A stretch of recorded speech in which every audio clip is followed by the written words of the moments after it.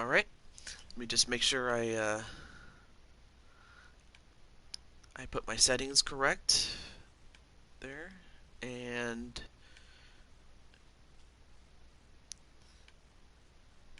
anyway, great to see you guys. So we have Jose and his challenge, and as a matter of fact, you are booked. You're booked for the main event, so to speak. And also, hello Ranger, what's up, man? Also, before I forget, let me just get my pop-out chat and go from there. Save everything. That looks good. So, anyway, how's everything going, though? Yep, it's one-on-one. I'm pretty sure. Yeah, I did post the card in the wrestling series thing. But nonetheless, though, yeah, by all means, go for and work on the script that you were doing. But anyway, uh, I wasn't sure if I was going to be able to do it, but I'm happy that I can.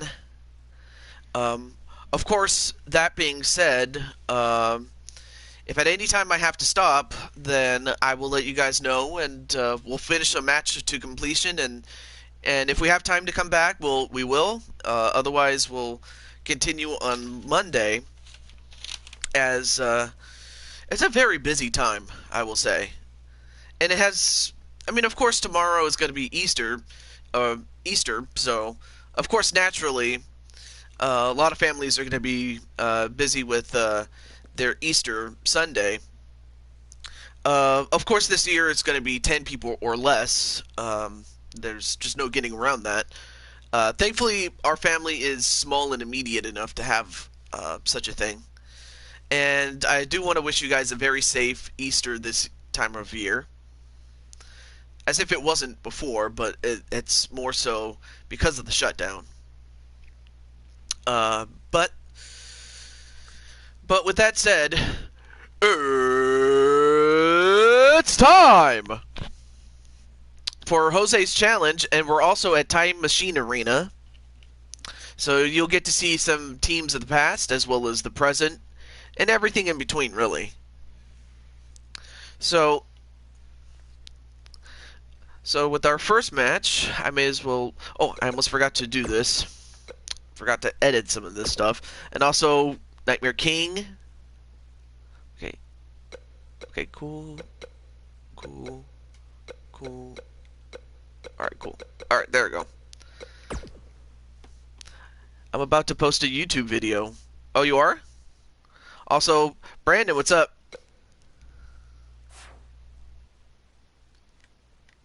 Man, a lot of people are doing stuff today.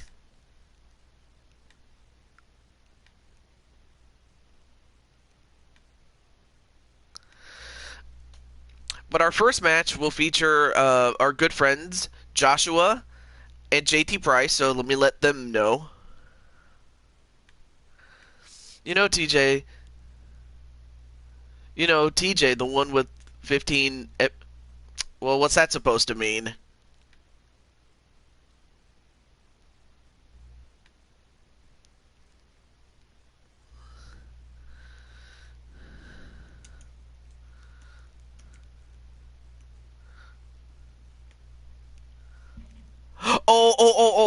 Oh, yes. Now I remember. Now I remember. I was like, what are you talking about, Lizzie? Oh, yeah, that.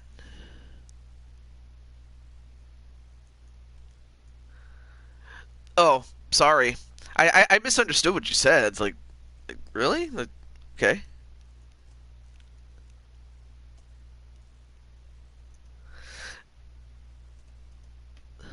And then,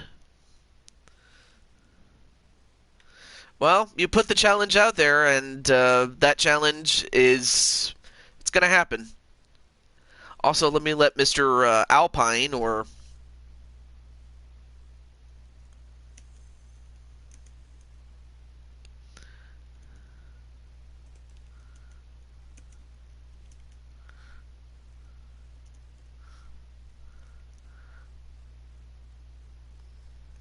I mean, yeah, I wasn't sure about that.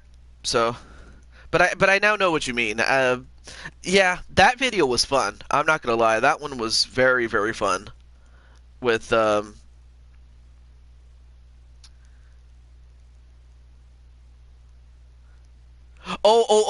what is the challenge? Oh, the challenge is that that it will culminate in an elimination chamber match, and Jose himself picked out 15 people, but only 5 of them are going to move on to meet Jose in that chamber match for his United States Championship. So that's what the challenge is. So I'm sorry if I misunderstood what you said, John. So that's my fault there. There we go. But now we can finally get started. Oh, the challenge. Okay. Oh, so that's what you were talking about. I thought you were talking about that video. But okay, so that's what the challenge is. Sorry if I misunderstood you. But as you can see, time is ticking away as Jose's challenge is coming up.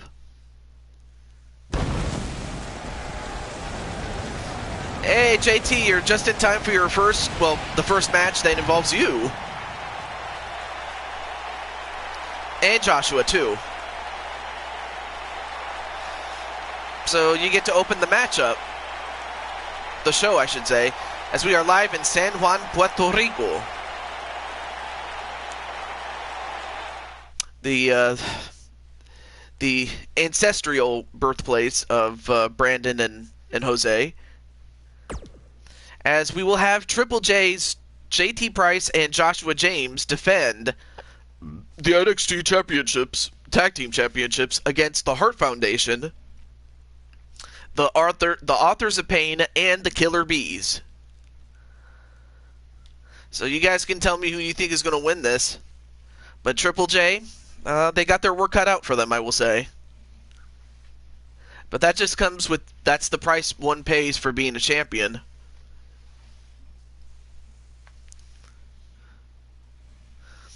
Oh, you got a new logo. Awesome.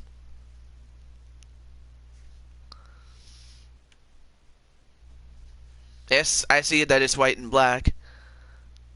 One of the cause will win. Well, it's 4 teams of 2. So, yeah.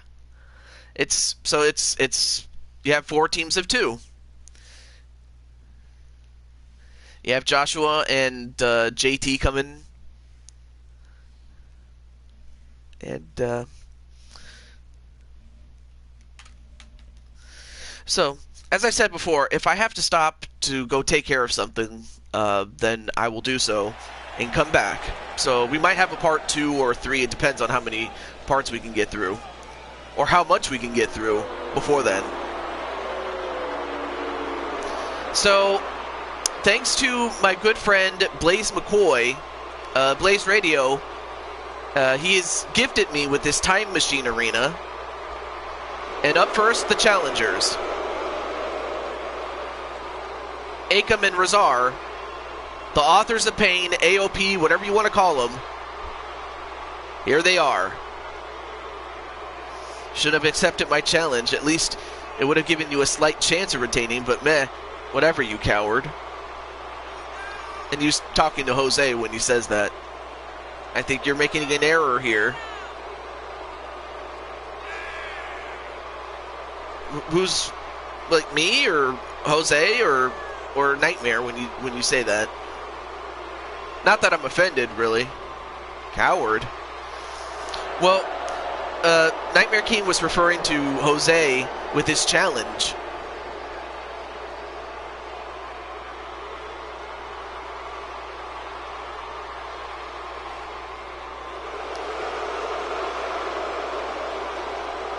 And of course, the friends are not big fans of AOP.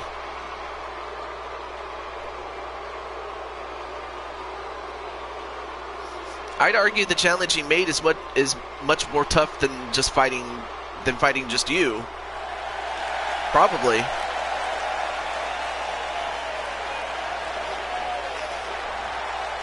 Well, here they come. The Hart Foundation. Not even a dig at you. There you see Bret the Hitman Hart and Jim the Anvil Neidhart. 4 is easier than 1.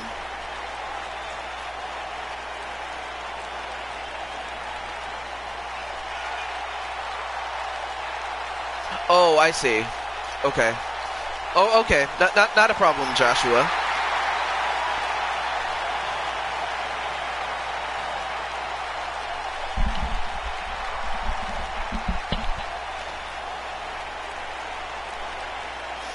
Anyway, hey, Walter, what's up? There we go.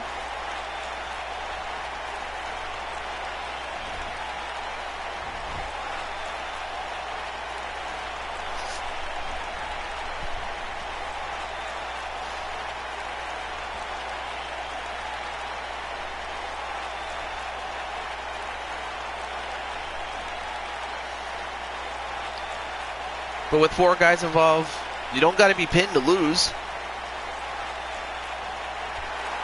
I just signed my own Death Morton. Yeah, you did. And now, the Killer Bees.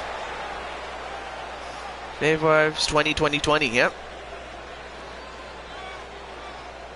Jays, check yourself next time.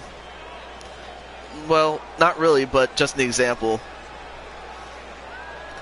And then Walter saying hello to everyone.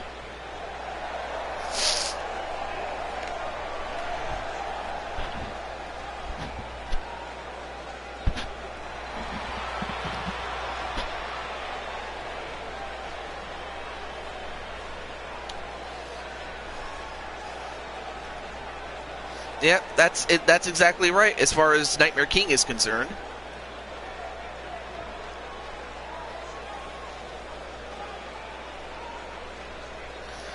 Crowd is fired up.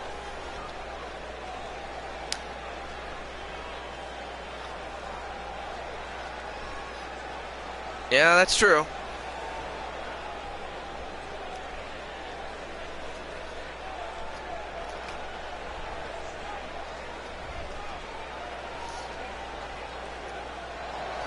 Yes, I noticed that your logo is black and white. I can see it, of course.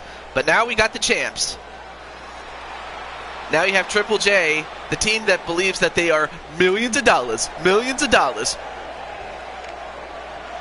I mean, JT's got money, and so does Joshua, who calls himself Big Money. You can get clocked from behind and rolled up. That's true.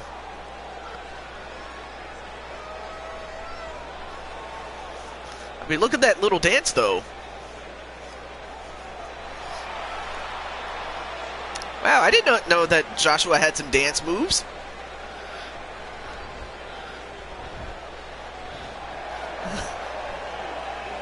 I'll tell you one thing. I didn't realize that Joshua James was a brother. You know. I mean, of course I would know because I used to listen to a lot of R&B and old school when I was growing up.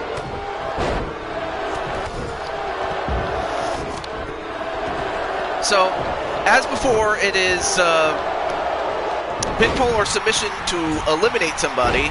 It can be done inside the ring as well as outside the ring. Falls do count anywhere, and there are no disqualifications or countouts. No, I'm sorry, it is for the title, I hate to say. Not to say you don't have your rematch, because you do, if that's what happens. Oh, ooh, nice takedown onto Jim Brunzell on the outside. And JT doing some posing. Only to get suplexed over his head. Why would it not be for the title? Yeah, true, Nightmare King. I should definitely make Josh Brooks. What I would have to do is start taking out people that are not here, so I can make room for those who can be, like Josh Brooks.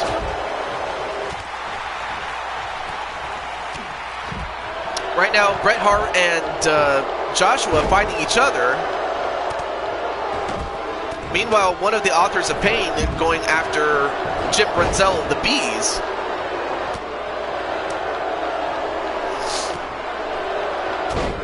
Ooh, big headbutt onto JT Price by one of the AOP.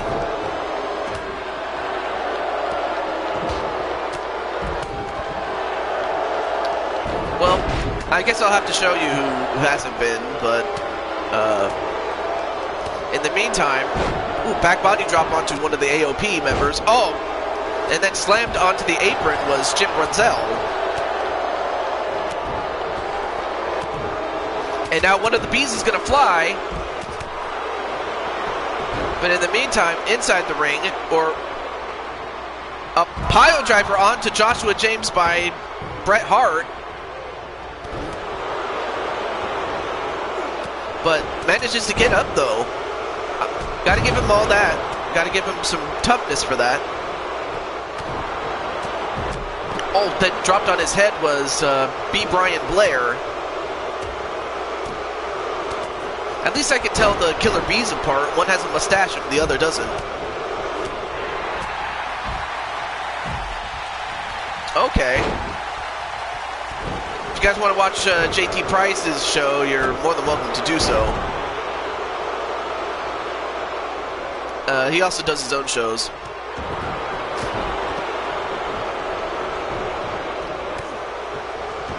I mean, this is just war right here, and JT doing a good job on one of the AOP.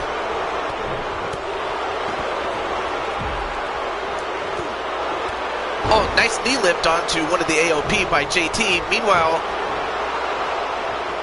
Joshua doing a number on Bret Hart on the Hitman.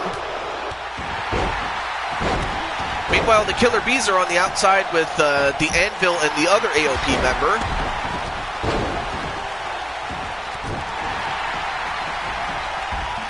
And JT rolling out to the outside to get some rest, and both Killer Bees, ooh, slammed on the apron. And now the sharpshooter, nope, escape by Joshua. Joshua knew what would have happened if he had stayed in that hold. He probably would have tapped out. But he got out of it, and ooh, facebuster onto Bret Hart. And now an armbar, but Bret Hart manages to escape, though. And Brian Blair thrown out of the ring by JT Price. That just leaves Bret and Joshua inside the ring. Ooh, what a slam onto Brian Blair.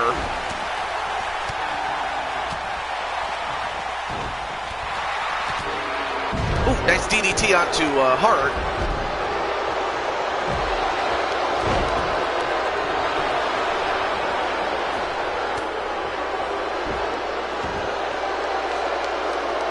And this has just been an intense war, but what is it, JWE? Oh, and then one of the AOP just slammed on the apron there.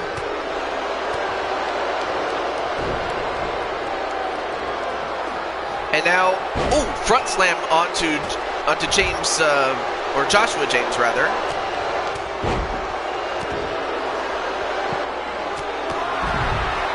Oh, and then a pinfall on the outside. One. And for some reason, Bret Hart decided to break that. I'm not sure why. Although, a pile driver onto one of the AOP. I premiere NXT yesterday, and it starts on Wednesdays. And on the outside, we have a sharpshooter onto one of the AOP by Bret Hart.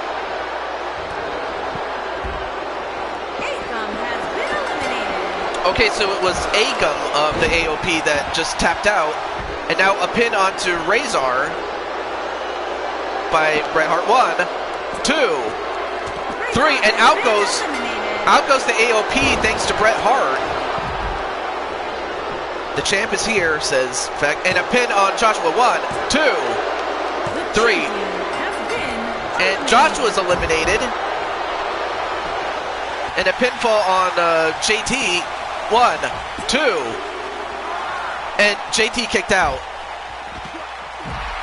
So now it's down to the Bees, the Hart Foundation, and JT Price.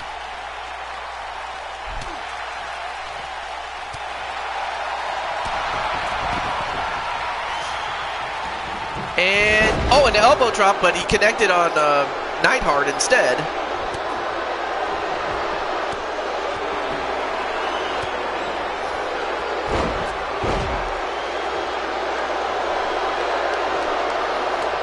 Well, it's not impossible. I mean, JT could still win this. Although JT, powerbomb on a Neidhart. And, ref, what are you doing? I'm not sure where the hell the referee was, because the referee... Come on, ref. Oh, well, there's the referee. I'm not sure what the hell he was doing. But that could have been a pin on Neidhart, who has been busted open. I didn't see how he got busted open, though.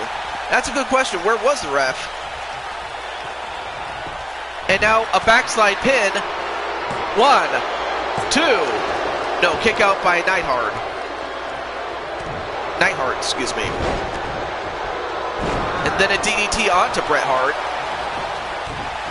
And a pin on Hart. 1, 2. No, kick out by Hart.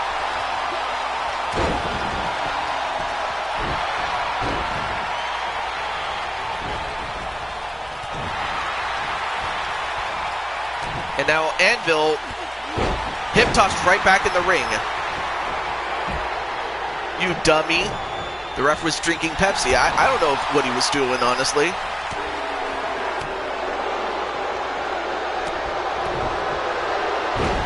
Oh, nice DDT and a pin on Neidhart. The Anvil, 1, 2, 3. Out goes Neidhart, and now it's down to Bret, JT, and the Killer Bees. Killer Bees could probably win this thing, but they're double teaming JT. So if you're JT or Bret Hart, you got to get rid of one of the Bees. Elbow drop onto JT.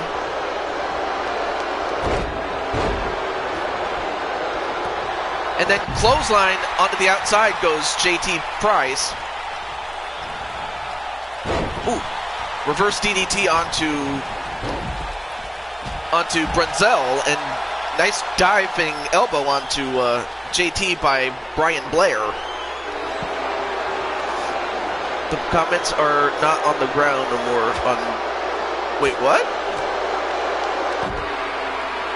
And then I'm not sure what happened there.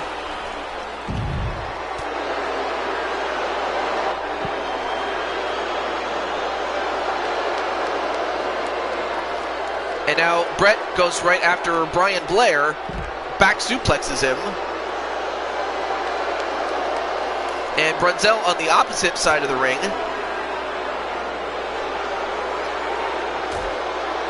Oh. Anyway, now JT, oh, DDT'd. And I think, oh, JT got busted open. I didn't see how, but he kicked out anyway.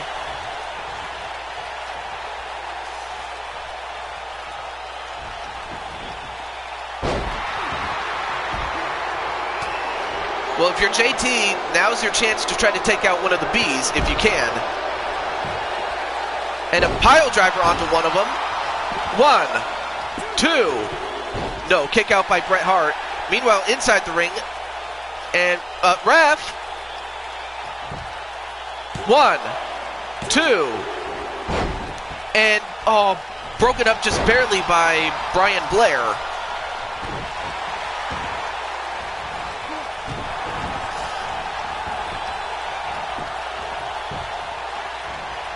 Right now, JT just fighting for his title and for the championship.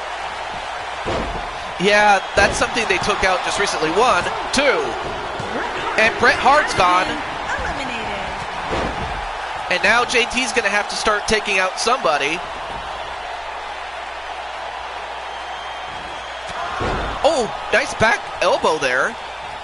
And Brunzell's been busted open. I didn't see how that happened. 1, 2. No, kick out by Brunzell. That was JT's best chance to get him. And it could just be a matter of time.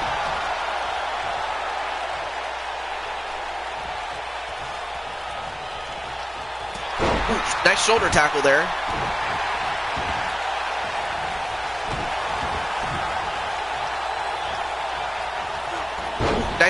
Nice arm drag, but now it's down to JT and the Bees. And also, hey, Nicole McQueen, what's up? But JT gonna fight for it. And a pile driver, that'll take out Brunzell. But now Blair comes at him. And Brunzell is bleeding like a son of a gun.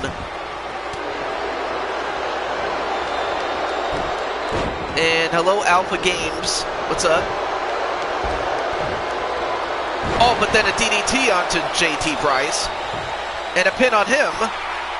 1, 2, 3. Has been eliminated.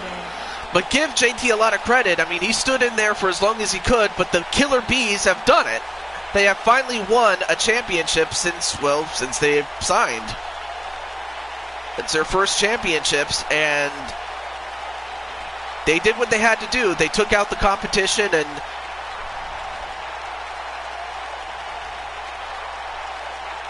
for Triple J, a rematch is down the line. Yeah, exactly. That's what I'm wondering. New NXT Tag Team Champions. Like, you can't just like click the icon or whatnot. And the Superstar, the B-Team. I'm pretty sure some people are going to say, hey, why can't we go to their channels anymore? I'll definitely write a formal letter of complaint, but I mean, it's not the worst thing, but I can think of much worse than that. But we will see Triple J take on the Killer Bees. And the reason they're called the Killer Bees is because both their last names start with the letter B, so it's the J's and the B's.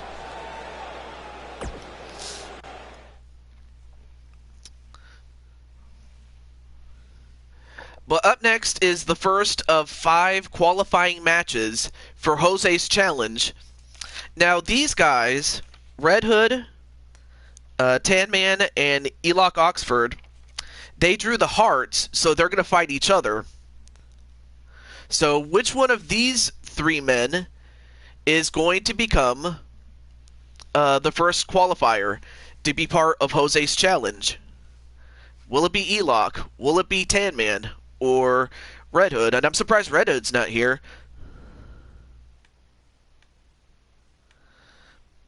I don't know about what you're saying, JWE. I'm not sure. To be honest with you, I'm not sure. Also, let me let Tan Man know.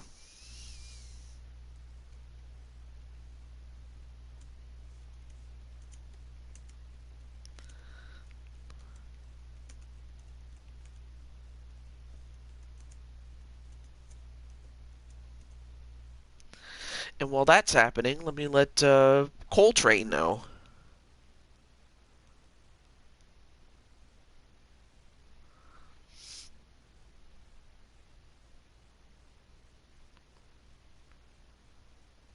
Yeah, where the heck is Cole? Oh, there he is.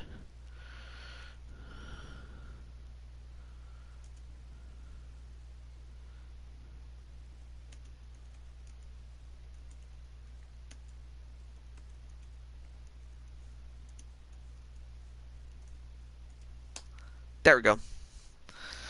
Alright, it's time. Well, it's going to take a lot of time and a lot of money to buy WWE. I mean, WWE would have to be devalued so badly to the point where, well, kind of like what happened to them with WCW. You know? But anyway, there you see Tan Man. And of course, he's a big football fan. And in fact, do check out Tan Man C in his channel, especially if you like football. The following contest is an elimination match. Making his way to the ring from Philadelphia, Pennsylvania, Wow, that one was so quick. She didn't even finish her spiel. And no, it's not Braun Strowman. It's Elock Oxford, former Intercontinental Champion. First, from Calgary, Alberta, Canada, weighing in at 350 pounds, Elliot Oxley. Now I know who I'm rooting for. Oh.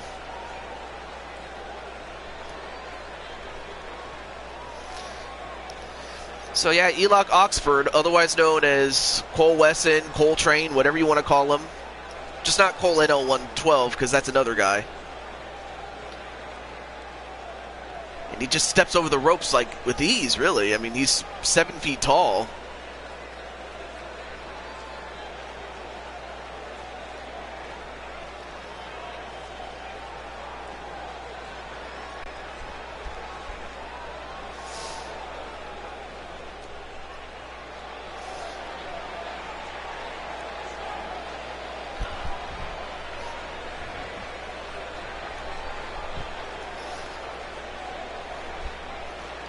And now we have Red Hood.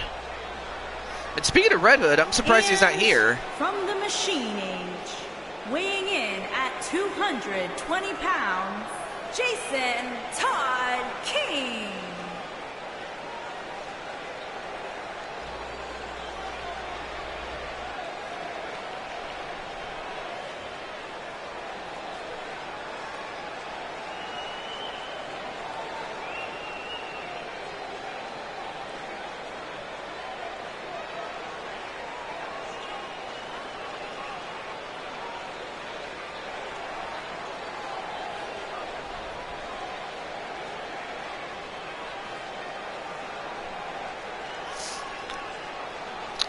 Nothing wrong with being a fan of wrestling altogether.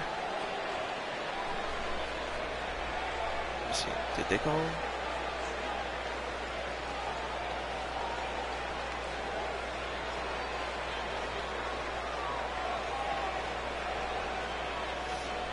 Ooh, big video there.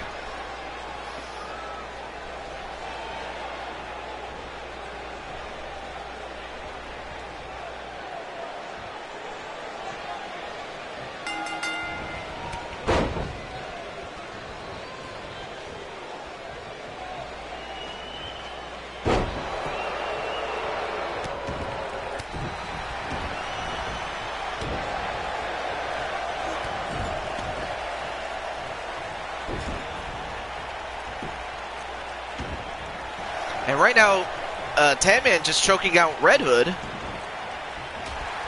like a hurricane ruining Mardi Gras. Anyway, how's it going, Rockhawk? By the way, that's another guy you guys can check out as far as Twitch is concerned. Rockhawk64. And Red Hood going right after Elock, but Elock just overpowering him. Hey, Joker, nice to see you as well. Hope everything's going well with you and Tiff. Ooh, big clothesline onto Tan Man. And Tan Man thrown out of the ring. Now it's elimination style, so it's falls count anywhere. No countouts, no disqualifications, and pinfalls and submissions. Starting new projects on Monday and Wednesday. I'm doing fine, Alpha. Doing pretty well, my friend. And, ooh, super backbreaker onto Red Hood.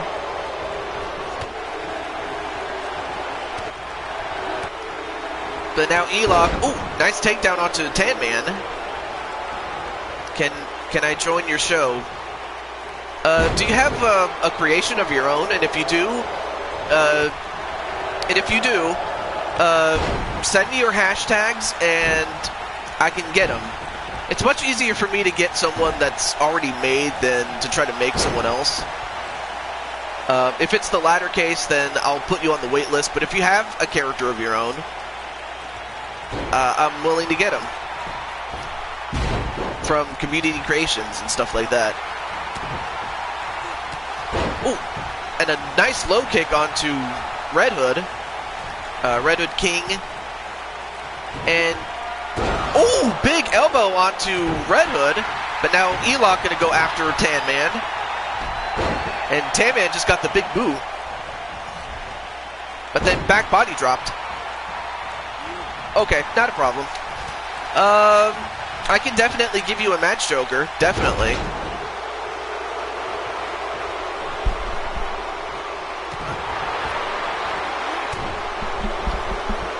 Alright. Back in we go, and nice leverage move with that arm drag. And a low kick onto E-Lock. Jawbreaker. And of course, Red Hood, being the smaller of the three men, has to use his quickness and to attack when the opportunity presents itself.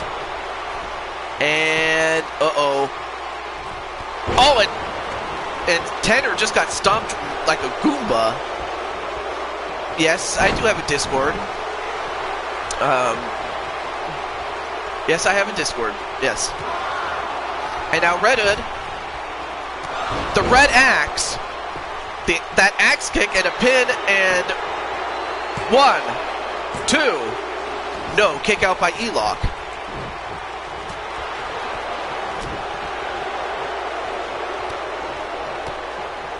Oh, you do? Well,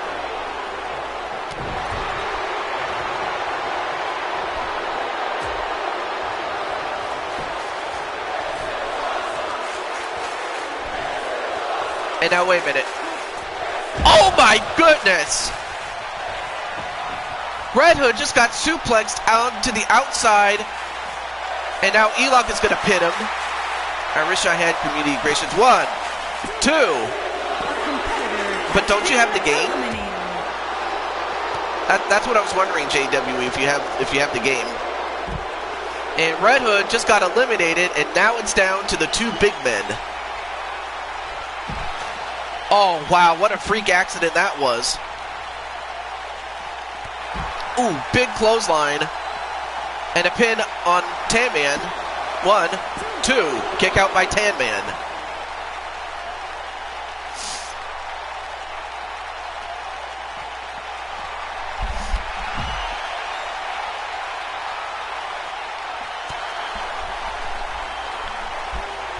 But I don't have the network. You mean you don't have online or anything like that? Anyway. Now a pin. 1, 2. And Tan Man has done it. Wow, huge win for Tan Man, as he is the first to advance to the community creations. And I gotta say, he's got some real agility for a big man.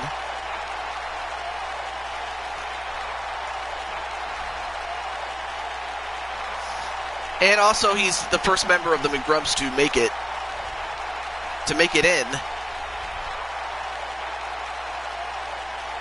And then it came down to Tan Man and E-Lock. And E-Lock ended up getting the win. Here is your winner, Tank Man C.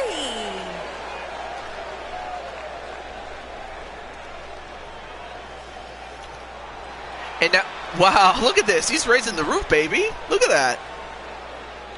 And now, wait, what's he doing? What the?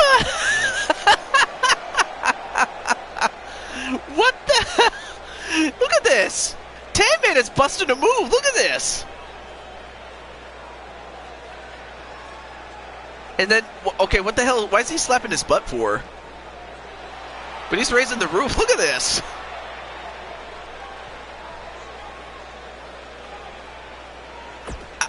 I have no... I got nothing, guys.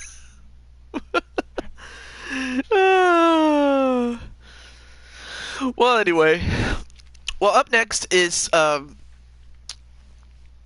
no-holds-barred match, and this is a non-tournament or a non-challenge match. But this was this happened as Alexa was saying a lot of bad things about Chie Satonaka, And Gia has had it up to here, and as a result, she wants to take on Bliss and teach her a lesson. So the question is, who do you think is going to win? Everyone's favorite Persona girl or Alexa Bliss?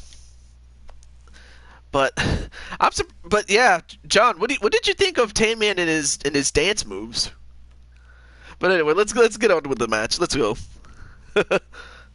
Gia for the win.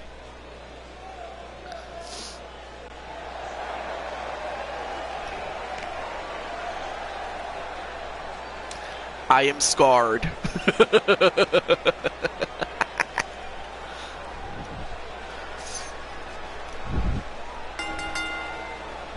Making her way to the ring And now from Yamaguchi, Japan, G.A. And from behind,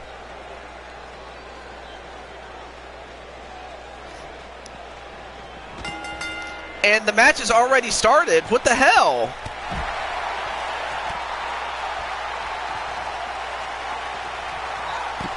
Oh, and then just stamped her face right onto that apron and then just bitch slapped her.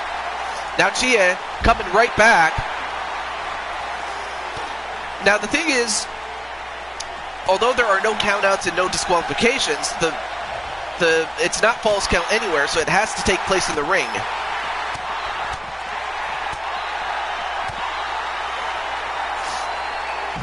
Ooh, nice takedown onto Bliss.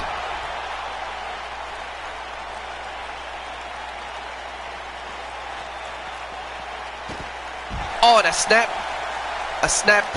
suplex there.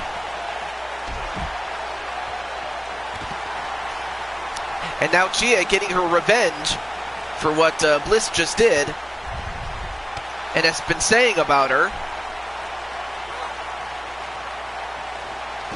Oh, and then a snap suplex of her own by Bliss.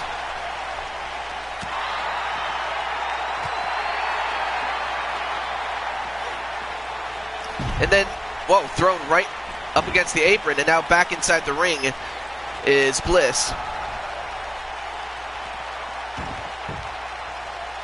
All right, now both women are in the ring. Oh, slammed her knee right onto the turnbuckle.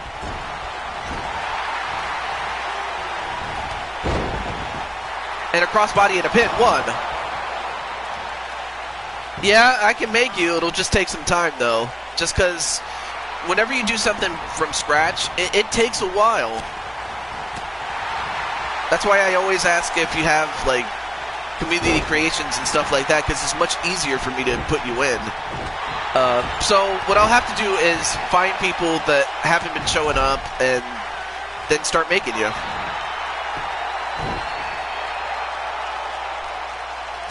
But right now, Chia getting her revenge, but she'll have to keep her eye on Bliss. What did I say? Wow, just slammed the back of her head, and now going for a weird kind of pin. I don't think I see too many pins like that. I guess it's kind of unique to Bliss there. And, ooh. Nice reverse DDT there.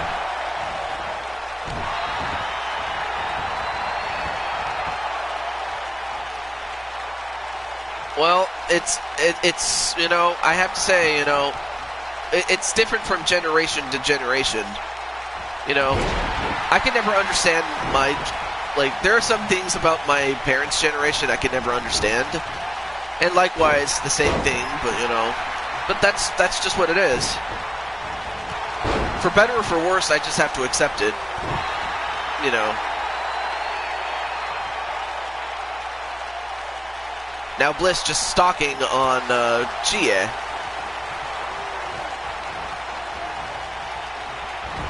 And now slammed on the top turnbuckle. Ooh, back elbow. Oh, and a nice shoulder neck breaker there.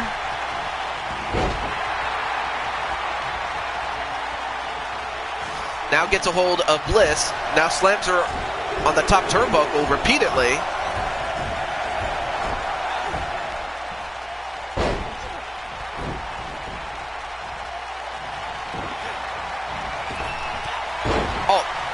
Nice knee right to the gut there. And went for a low leg sweep, but not enough. And a Hurricane Rana and a pin. One. No.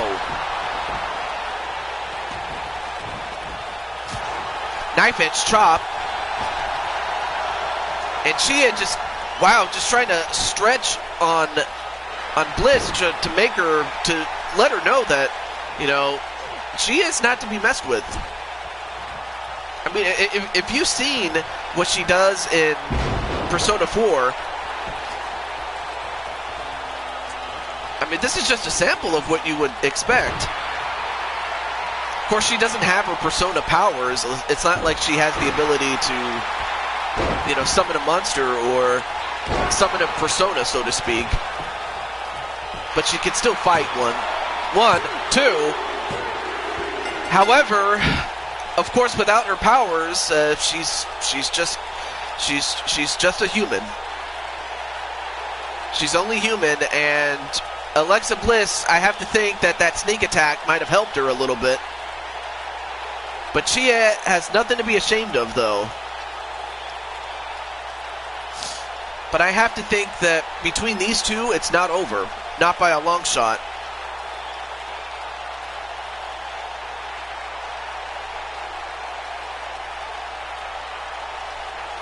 I mean, she did a lot of punishment, but it was Bliss who came back. Alexa Bliss.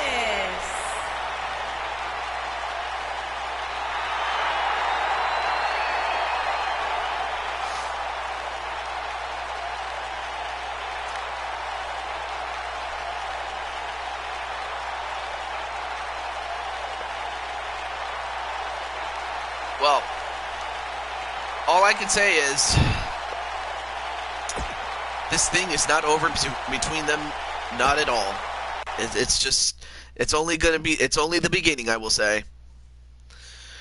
Well, up next is another of Jose's challenges, or rather, part of Jose's big challenge, I should say. Excuse me. And this one is between the two people that drew the Joker.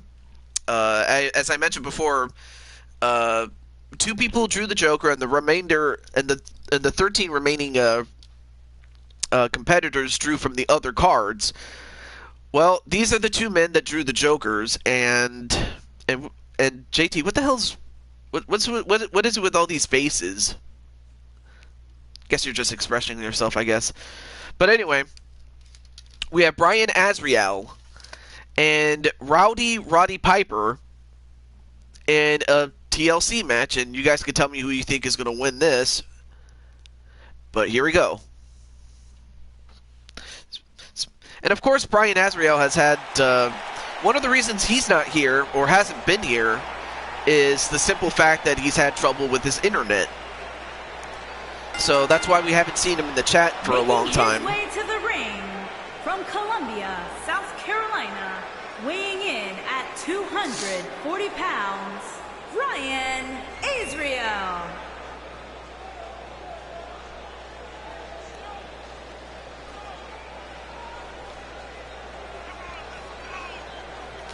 Yeah, I can see that they're Lenny faces.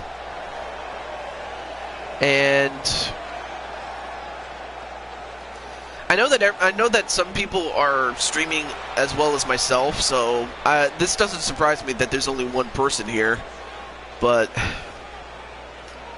it was either I do it today or do it on Monday, and then I don't know.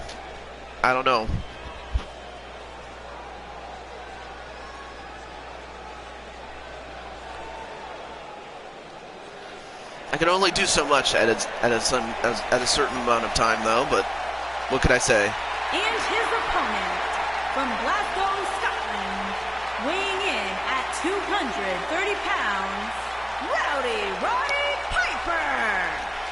So there you see Piper, and I almost forgot to mention that Brian, not too long ago, was in the main event of WrestleMania, and while he fell short, the fact that he made it onto the main event of it says a lot about him. But for Roddy Piper, yes, I'd still miss him even to this day. And I honestly thought he should have been WWE champion at one point or another.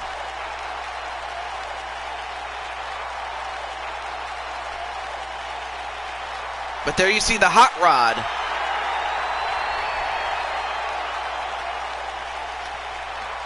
That actually is true. He did main event WrestleMania. I believe he main evented WrestleMania 2000. Now this one is simple. It's much like a ladder match. You use it to climb up to get that briefcase and qualify for the next part of Jose's challenge. But you also have chairs and tables to use as weapons, in addition to the ladder. And maybe the steps too, as Brian just got slammed on his head and then gets slammed with that ladder. And then gets hit in the back, I think. I couldn't quite see because of the angle of the camera. But yeah, you are right. It is true that Big Show did main event WrestleMania. And Roddy Piper not going to waste any time. Yeah, he's not going to waste time, so now Brian now going to climb up the ladder and stop Roddy Piper. Oh, Red Hood. Dude, you missed your match 2 matches ago, but you had a match, dude. What's up, man? Anyway, now Roddy Piper with his hands on the briefcase, but Azrael not going to allow it, and he throws Roddy Piper off and gets his hands on the briefcase, and oh yeah, I wasn't going to spoil it, but thanks, John. Well, it didn't even take Brian Azrael 5 minutes to get this done, as he manages to do it in relatively quick time, especially given he's going to be in that Elimination Chamber match later in the show. Here is your winner, Brian Azrael. So, big win for him. His match is up next. Oh, wait a minute. Mercy? I wonder what Mercy's going to say.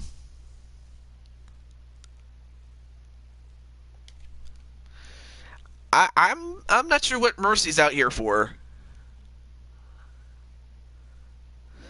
But currently, Mercy is the Blue Toad Wrestling World Champion, having defeated Queen 4 and defeated Queen again. That's Nightmare Queen, Jane Voorhees. Once to win the belt and twice to defend it. Or the second time to defend it, excuse me. So I'm not sure what Mercy's deal is, but we'll find out pretty soon.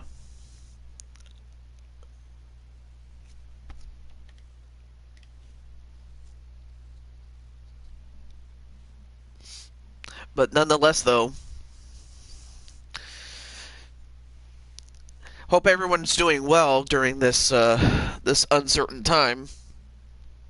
You know, of course, I've been doing what I've had to do, staying home, only going out to get, you know, food, groceries, or even the occasional Chipotle burrito.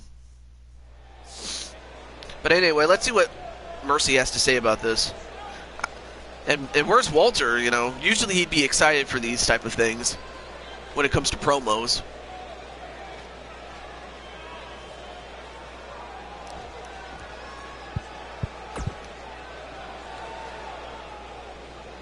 They took this shiny friend of mine. Clearly they didn't keep me down at all. Hey! Wait, Cole? I'm not Cole.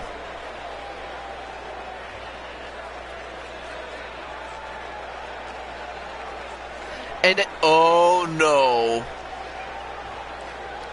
Well, it looks like Nightmare Queen is coming back and is going to confront Mercy here.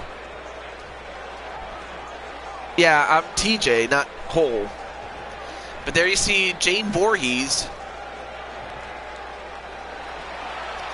And Mercy does not look too happy to see her.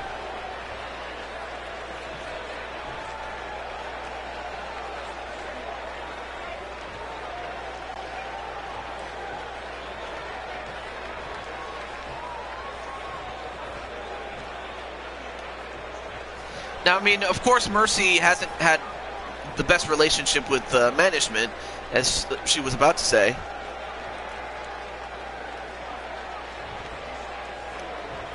I'd love to hang out with you all, but unfortunately, we got some business here.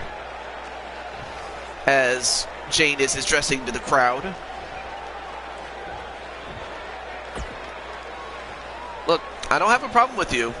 I mean, I don't have a problem with anyone. I'm just here to prove myself against the best competition in the world.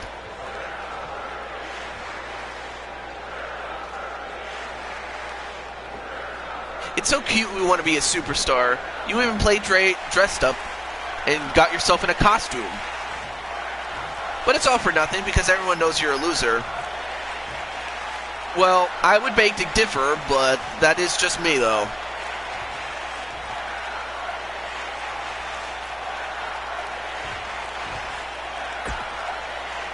Look, this little back and forth is cute and all, but enough is enough. All you're doing is pissing me off.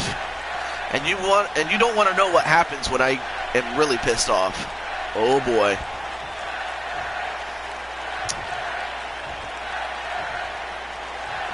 Well, if we have time for it, Red Hood, we could. But in the meantime, back to this thing. You're just jealous of me because I have everything you don't. Looks, brains, talent. You have none of these things. But get used to it because you never will. You're talking yourself into a dead end because one way or another, you and I are going to face off in this ring. So let's drop the act and get down to it.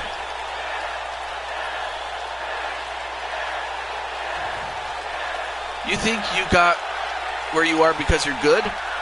You got here because you were in the right place at the right time, but now you're in the wrong place and your time is over. Wow, strong words from Jane Voorhees there.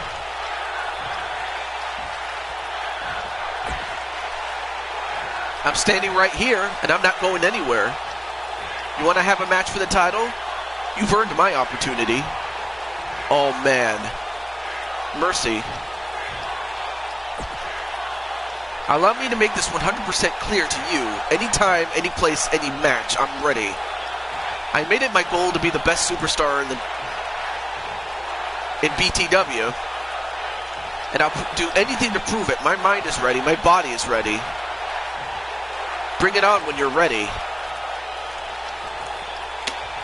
Wow. I don't know if this was wise because Jane just might have talked herself into another match with the champion again. Mercy.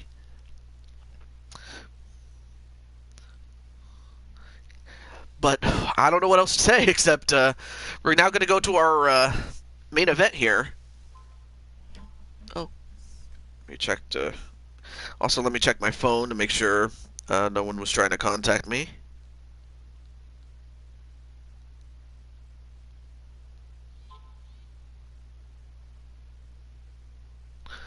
Okay. Ooh, Red Hood. Trust me, you're gonna get someone. But for now, let's get to Ultimate Warrior against Feck. Let me let Feck know that his match is up next. Well, actually, well, I'll get back to that in a moment.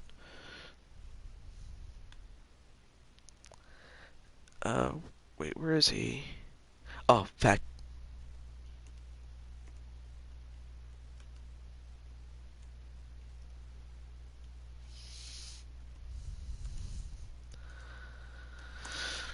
Oh, damn it, I put the wrong, I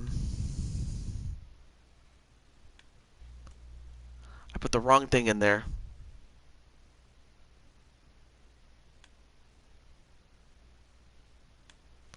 I meant to put this one there.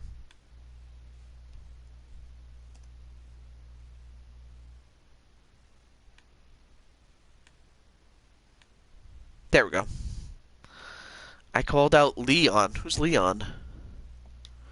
Well, anyway. And Walter's going to go with Ultimate Warrior to win this. Interesting.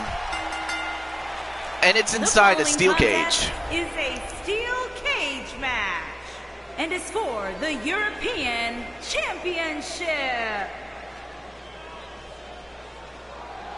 Ultimate Warrior forced TJ to put him in the title picture, or he would leave in classic Warrior fashion.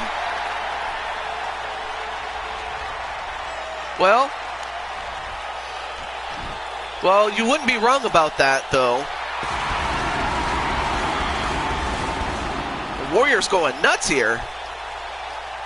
Yeah, I definitely enjoyed Mario Kart yesterday. Definitely.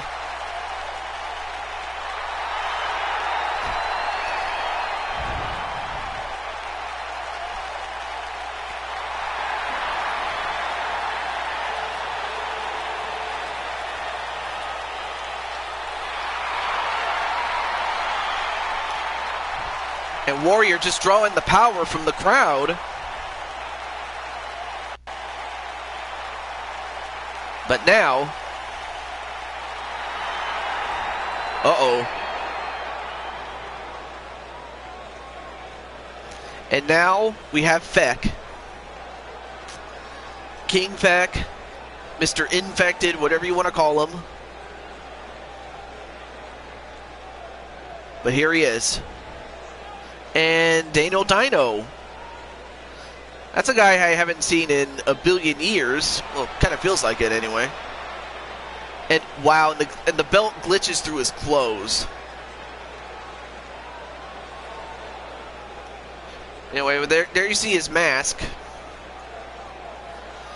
I guess he wears that whenever he's in public, I guess. I don't know why.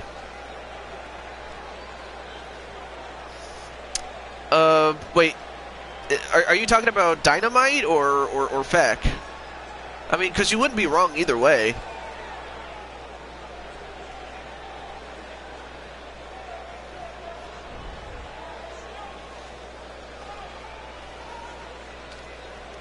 Of course, you wouldn't be wrong in thinking that this guy was trying to become Darth Vader or something. You're calling out Walter, and Walter's accepting a match. Well, I mean, I could probably make a match between Walter and Red Hood just because, you know, they don't have any matches already. Like, John already had one. He's got one. Does John. I can't say his name right.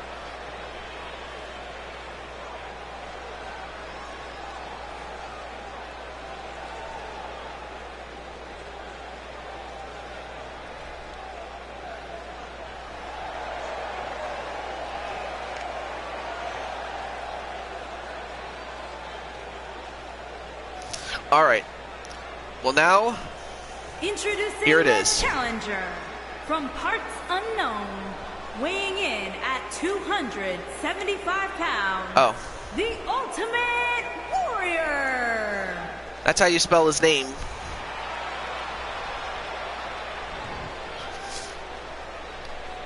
Introducing the champion from Toronto, Ontario, Canada, weighing in at 245 pounds, he is the European champion, Peck.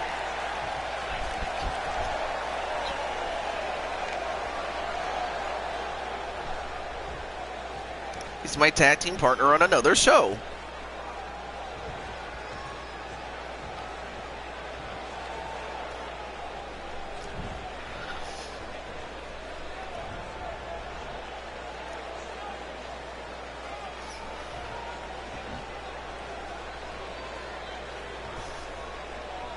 And now the cage lowers.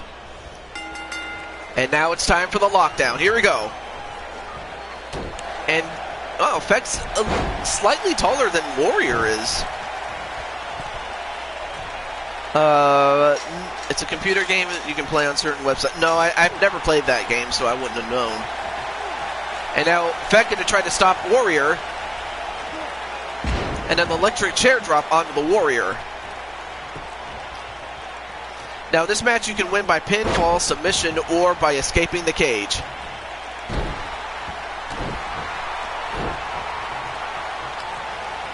Although, ooh, nice head driver onto the Warrior, and then a kick right to the sternum, or the ribs, rather. And another kick to the abs.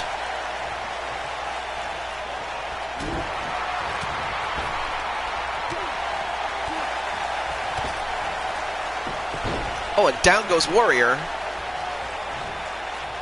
And Warrior, ooh, big clothesline there.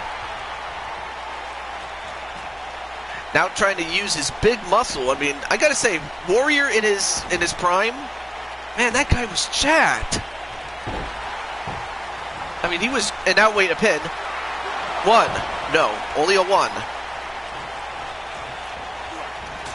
Big punch right there to Beck.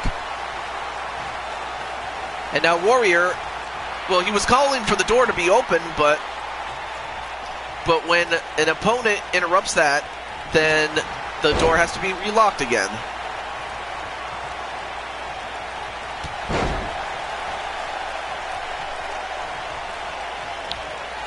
Now picks up Warrior and does an FU?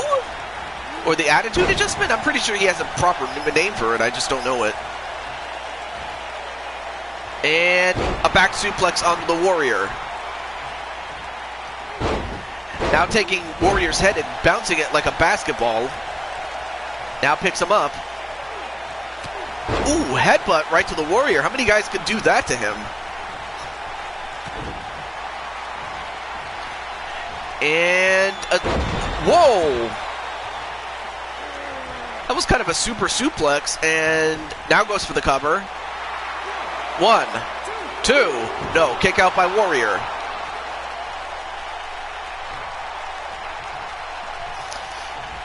And now Feg is like, you know what, the hell with this, I'm going to Denny's. But Warrior not going to allow it to happen, and pulls down Feg. And now it's just going to beat his face in, punch him in the face.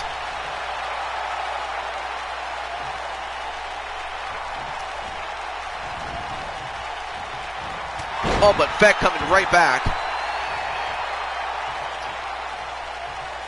Oh, now trying to stretch the hamstrings. And the Warrior facing his ultimate challenge. Nice back suplex there by the Warrior.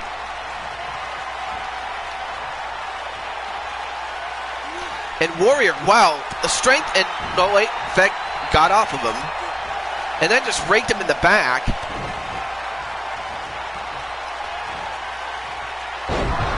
Whoa, nice suplex there. A release suplex. And a powerbomb and a pin. One, two, no. Turns him over into a Boston Crab. But the Warrior, oh, powered out of it.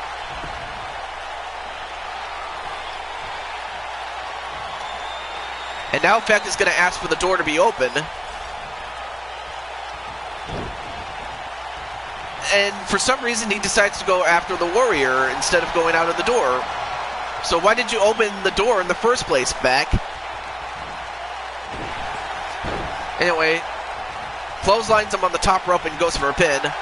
One, two, no. Oh, man. I was hoping you would win, Walter. I'm just thankful that in that G1 type series, I'm still in the hunt for the playoffs on Blaze's show. Big clothesline right to the back of the head, and Feg gonna escape.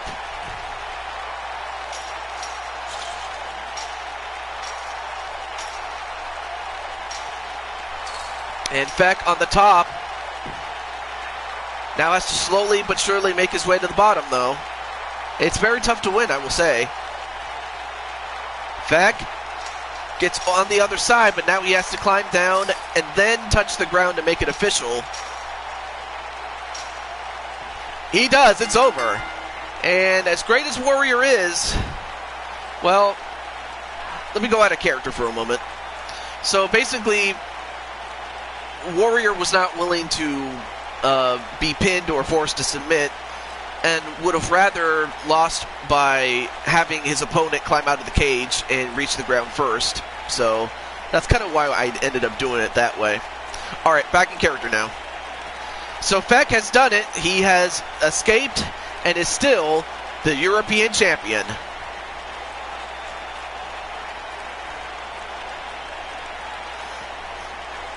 But, you know, he played tough against Warrior, and that's what he had to do.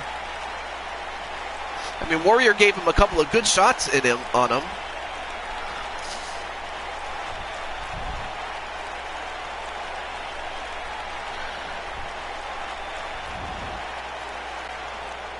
But in the end, Feck does it. And still, European champion, Feck. Gotta say, you know, Feck is pretty jacked. I mean, it's kind of hard to tell with all the tattoos, but he's pretty jacked.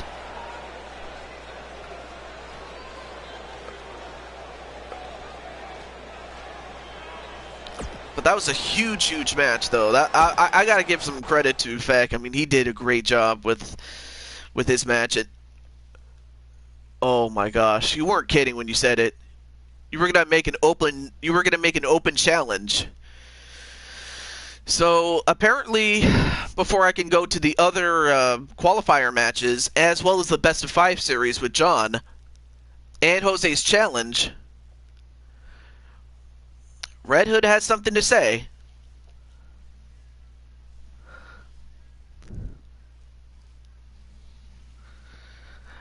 I don't know what Red Hood's gonna say, but I have a feeling it's not going to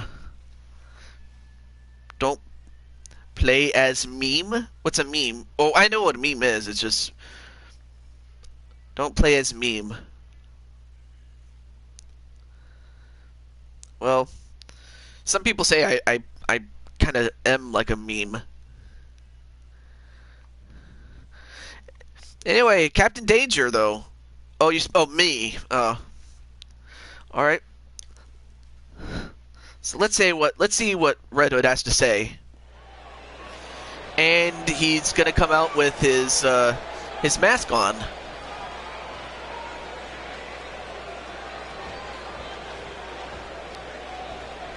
Give me that microphone.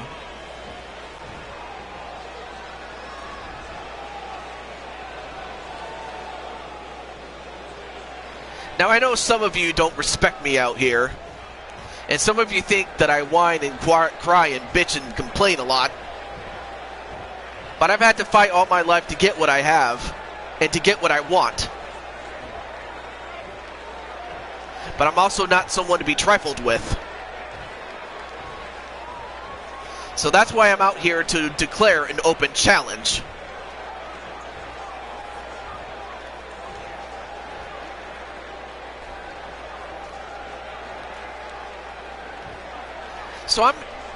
So I've heard a lot of complaints. I've heard a lot of complaints behind my back from someone who I thought had my back, and that was management. So I would hear a lot from one of his co-conspirators that he was talking behind my back. Well, who's he talking about? I'm not sure who's going on about.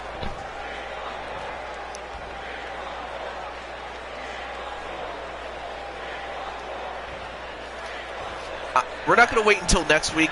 I'm not going to wait until the next big event. We're going to do this right here, right now. To June 22, get out here. What?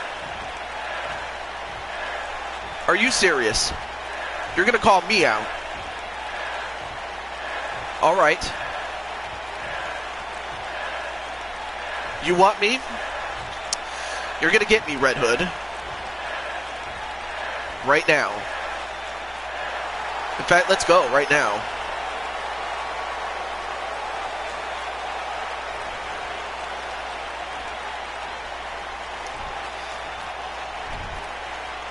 You know, you talk about people not to be trifled with.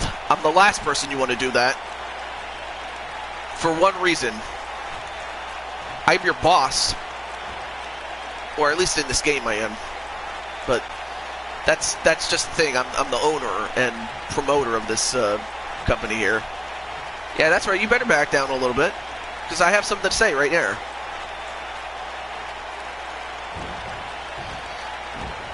So, I've been hearing a lot of your complaints. I've been hearing a lot of your complaining. And if you ask me, myself, and several of the other guys, I'm not going to mention names, have had it up to here with it. So what do you have to say, Red Hood?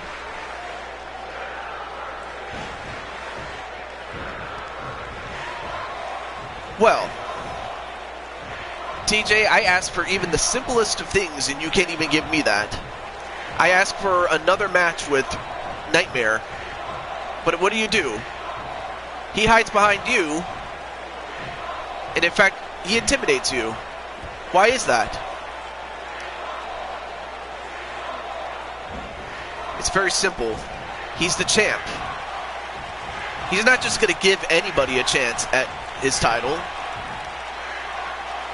Well, that was the case until he just recently lost it, but that's not the point. The point is you tried to force your hand onto somebody, and you can't always get your way. That's why.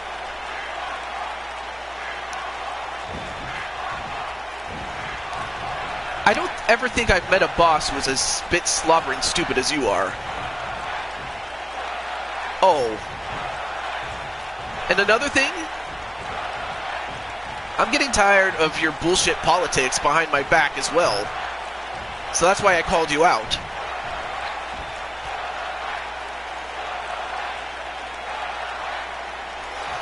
Let me tell you something, Red Hood. Everything I had done was in your best interest and in the interest of the rest of the locker room. Everything I do is fair and game. So, if you want to start complaining, do that to yourself. Don't complain to me. I see we're not getting anywhere here. There'll be plenty of time to settle this, don't you worry. Because when you least suspect it, I am coming after you. And in fact, if you want a match, let's do it now, baby.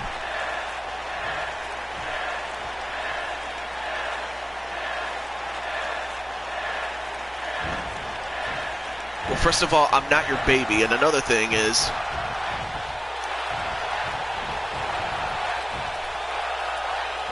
you know, you're really testing my patience here. And if I really wanted to, I could snap your neck in a hurry.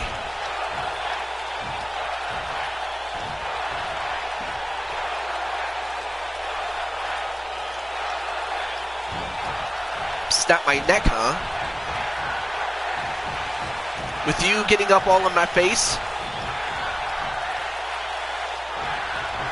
I can take one good look at you to June 22 and say that you look like a big mushroom. And of course you are, you're a toad.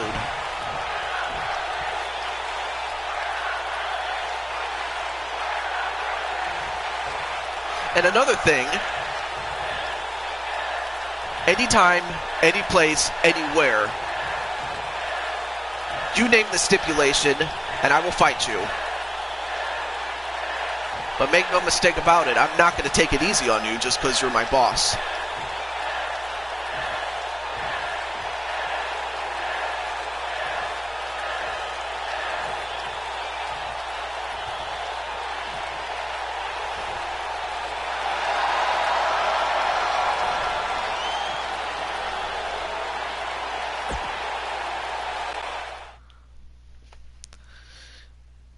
Wow.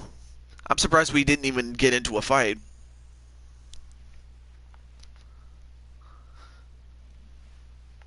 I'm surprised I even did Red Hood's character, because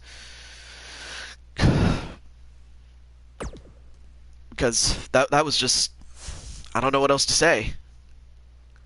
Except, there's going to be a fight, though. There definitely will. In the meantime, let me exit out here and do the remaining matches of the other matches that we were going to do. Let me consult my list on the wrestling series because I have that right here. Let me get it for you.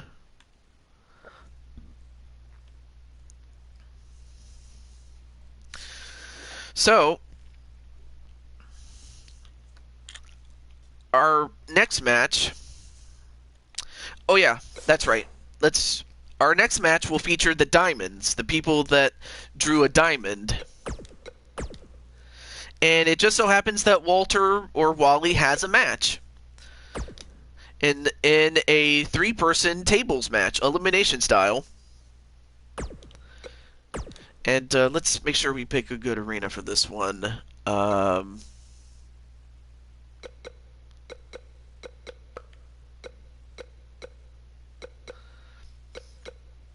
guess for this one we'll go to Extreme Rules. Why not? Anyway, welcome back, Daniel Dino. And there we go.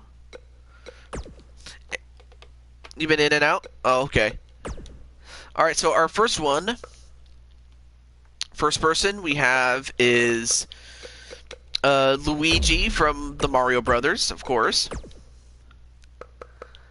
And then we have Walter Johnson. And finally,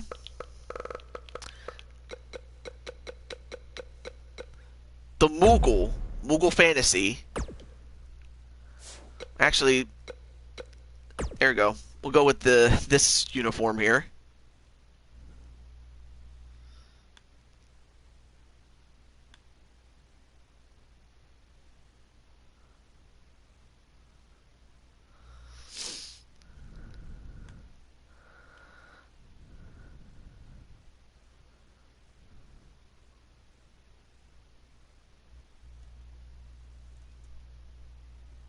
Alright, so I'm just letting Moogle know.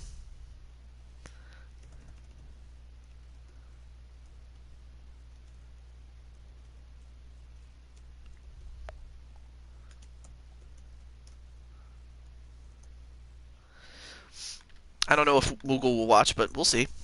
We'll see. But anyway. Okay, everything else looks good. Alright, cool.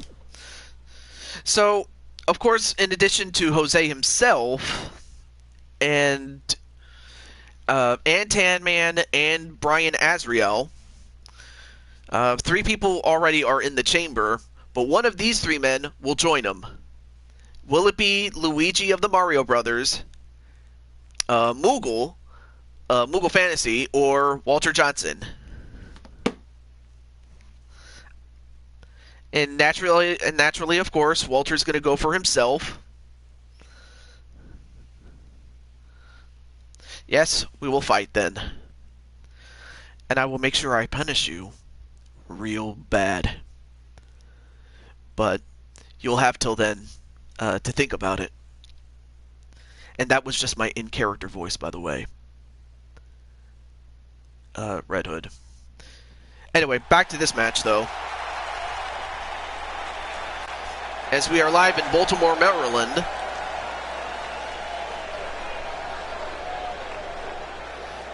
And up first is Luigi. We haven't seen Luigi in a while, but there he is.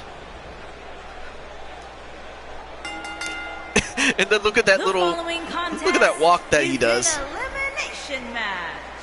Making his way to the ring. Walter is in the SWO. Yeah, he is. In particular, weighing in at 241 pounds. I mean, look at that walk, though.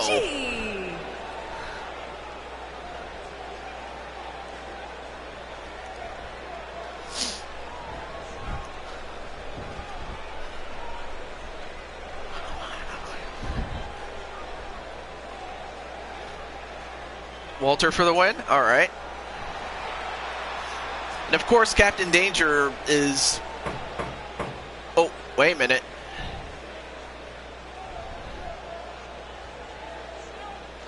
Oh, here he is. Walter coming out of his... I'm not sure why he goes into Goldberg's locker room for some reason, but it's kind of weird. But here he comes. Is doing Santon I can't even read And that. his opponents, first, from New York, weighing in at 352 pounds, Wally. the Superstar.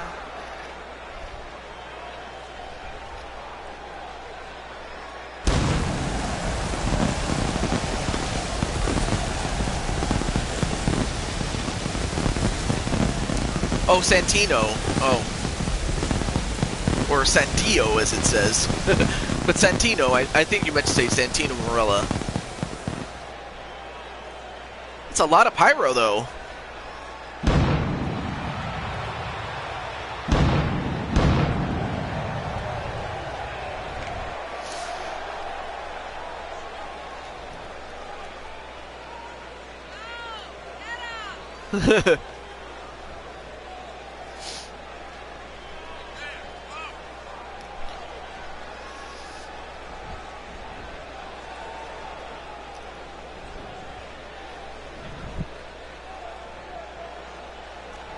The Hulk.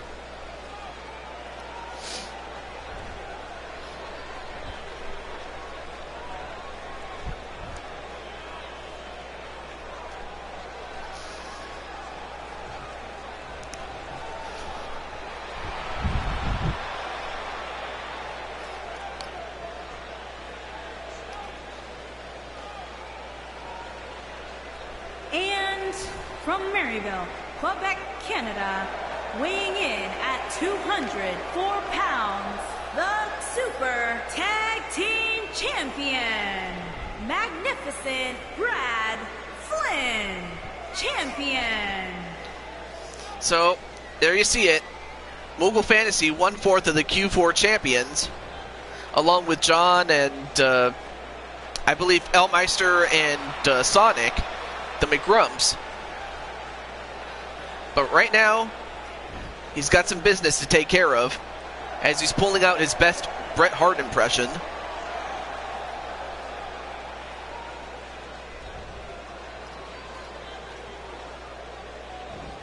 You're human now.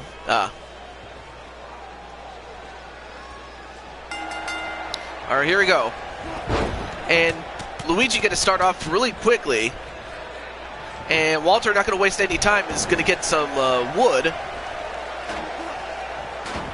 Now he's going to bring it in. And Luigi takes it away from him. And hits him in the head with it. But then Moogle beats him to the punch. And not sure what he was doing, but he missed. And then uppercutted by Luigi. And then an uppercut right back to him. And then a suplex to Moogle. And now Walter just beating down on Luigi. Ooh, big punch right to the gut there. And then a big boot to Walter. And then a nice low sweeping kick there to Moogle. Then a leg drop onto the arm.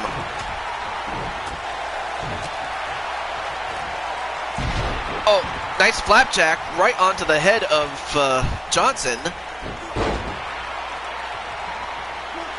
Elbow right to the leg of Walter. And then a drop kick. And now Walter going to roll out of the ring and onto the outside, possibly try to get some rest here. But if anything else, it's just going to let the other two go in there and kill each other.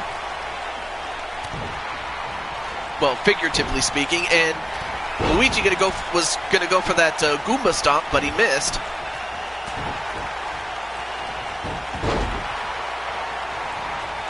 Oh, clothesline from behind on Luigi, but then a clothesline of his own by Moogle. And Moogle just doing a good job on Wally.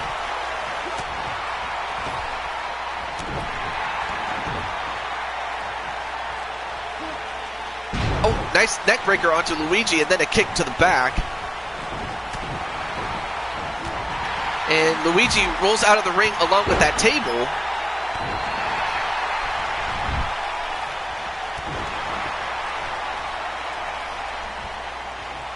And now Wally exiting the ring. Now gets that table back in.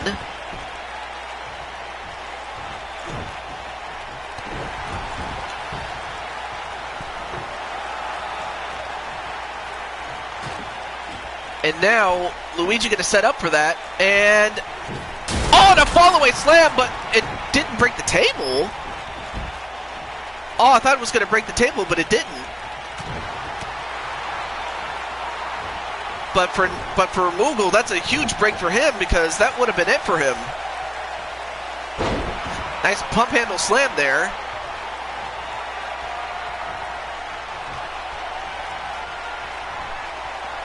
Room for my man Moogle. And a spear onto Luigi, but you got to put somebody through a table though, and Moogle just beat him to the punch, literally.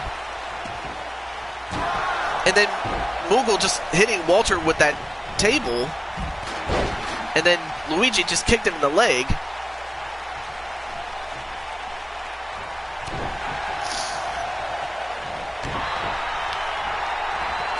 Oh, and then the mushroom stomp onto Moogle.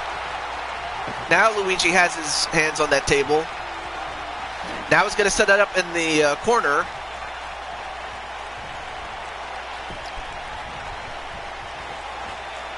And now Walter going to come in and goes right after Luigi.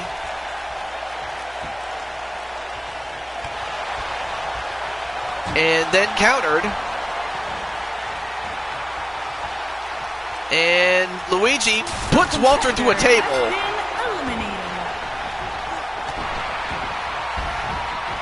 And wow, Walter, I mean, he just ended up getting some wood, and not in a good way either.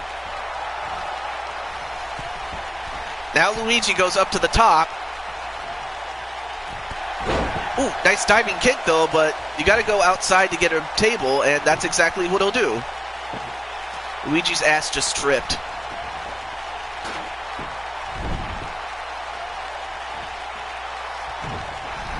But nothing to be ashamed of. I mean, you did lose to a former world champion, a former seven-time, excuse me, world champion in Luigi. Not just a tag team champion, but a world champion in this company going back to 1986. He's won so many championships, it's kind of hard to name all of them on one hand. But now it's down to him and the Moogle.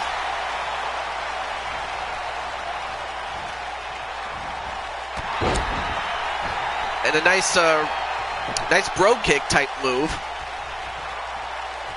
And now Luigi setting up that table on the other end.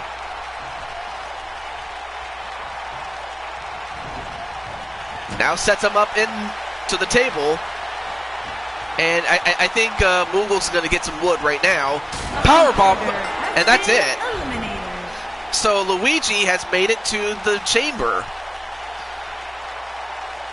I don't know how Jose's going to feel given that it's Luigi of the Mario Brothers going in there.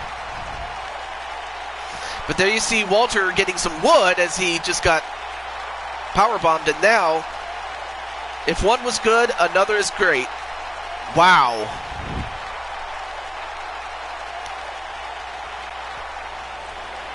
Here is your winner, Luigi.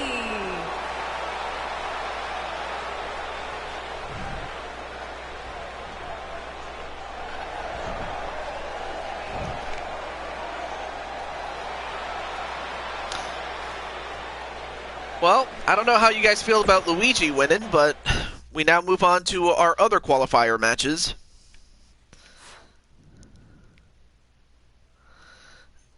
Okay, we'll go back to... Oh, welcome back, Joker. And let's see, where's this other one? Oh, of course. This one is, I believe it's a four-person match, the Four Spades.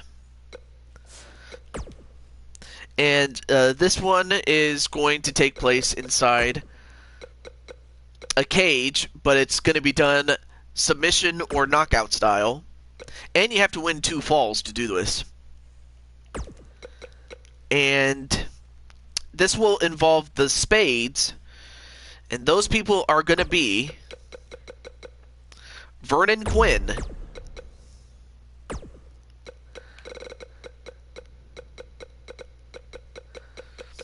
and then of course you have Dana White, who was beaten up by Jose before, but was able to recover enough to get into this matchup.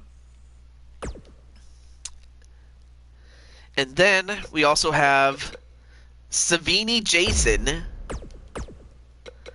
and of course the former, he's Nightmare King, sorry, Nightmare King, and the former world champion Nightmare King.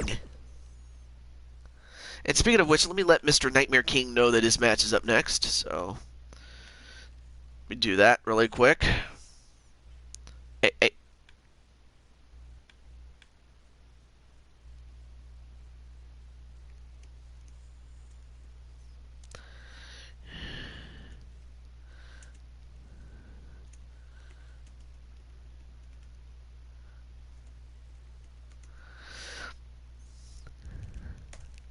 There we go. And Joker's going to go for his brother to win. Okay. And all right, let's change this a little bit. Let's go to the Pride Arena. Why not? And because the entrances would take too long, let's just skip the entrances and just get right down to it. But let's do it. So the first person to get not 1 but 2 falls, or 2 decisions, I should say, before anyone else does, wins.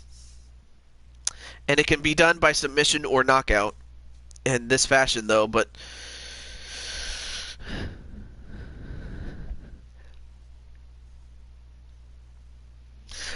one thing I will say, John, is I'm definitely looking forward to your match with Remnant. And Vernon Quinn, wow, was able to get enough force to knock down Jason, but Jason's not going to stay down for very long. Yeah, I should give you a match, my friend. Definitely. But in the meantime, Nightmare King going right after Dana White, and Vernon Quinn going right after Jason.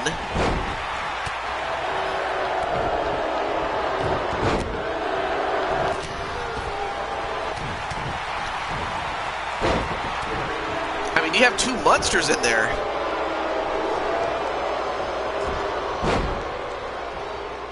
I don't know if Nightmare's in the chat, but I know that his brother Joker is. And well, there he is. There's Red Hood, or Nightmare. And right now Nightmare's, beating up on Dana White. Ooh, and a back body drop onto Savini. I'm surprised. I got to give Vernon Quinn a lot of credit. He's a lot stronger than he looks. And and he's picking up Savini Jason, but Savini not going to stay up for too long to find out what's going to happen to him. And a big headbutt there. I've already answered your question. No means no. And Dana just got thrown right in the stell. Oh, but Vernon manages to escape.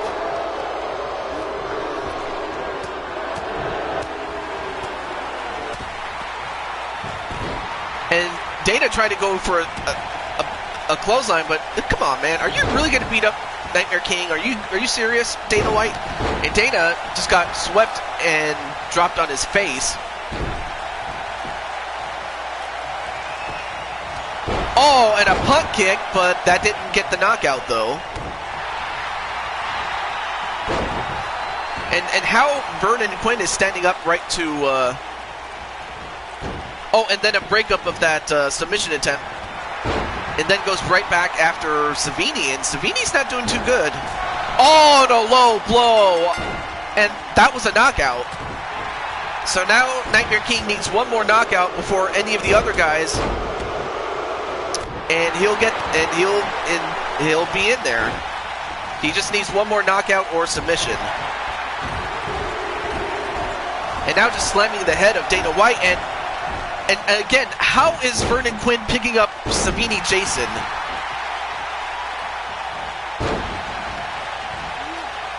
Oh, but now Savini, I think Jason has had about enough of this. But then Savini just got knocked down again. And again, Nightmare King just beating the hell out of Dana. And finally Dana gets that clothesline. And a neck snap onto Nightmare King.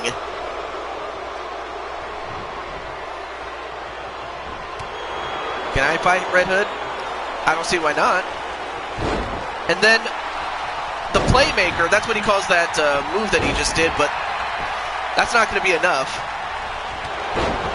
And then a punt kick onto Dana White, that busted him open, but not enough to knock him out, though. Ooh, nice Sambo suplex there.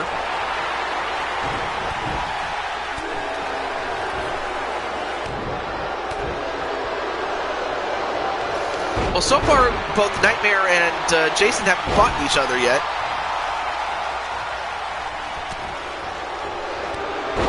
Ooh, clothesline onto Red Hood.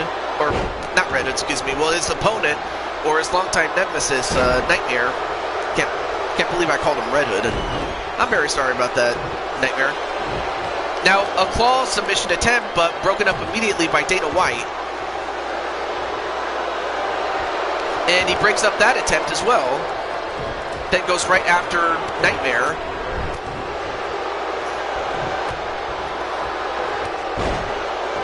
And a powerbomb onto Vernon Quinn.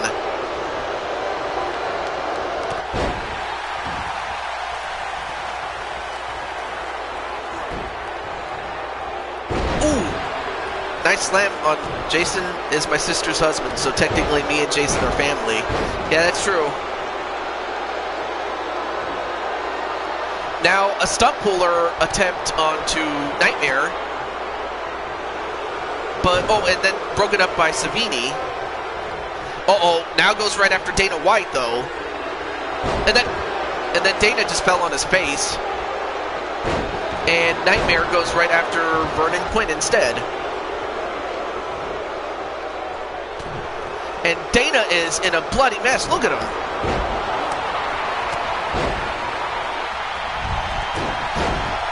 And how Dana White is fighting back and how he clotheslined him, I will never know.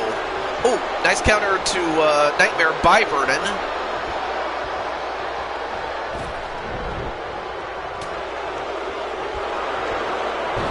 And then, oh, clothesline by Nightmare, and now the two smaller guys are doing pretty well against the two big guys.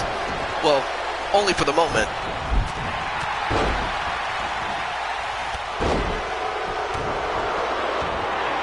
I gotta say, the small guys are doing pretty well, despite the fact that Dana is a bloody mess. And a camel clutch onto Nightmare. And Nightmare passed out, and that's a fall for Vernon Quinn. And Nightmare's gonna make him pay for it. Hey, Insane One, what's up? So right now, Nightmare and Vernon Quinn each have a fall. Jason is my family too. Ooh, big punch onto Dana.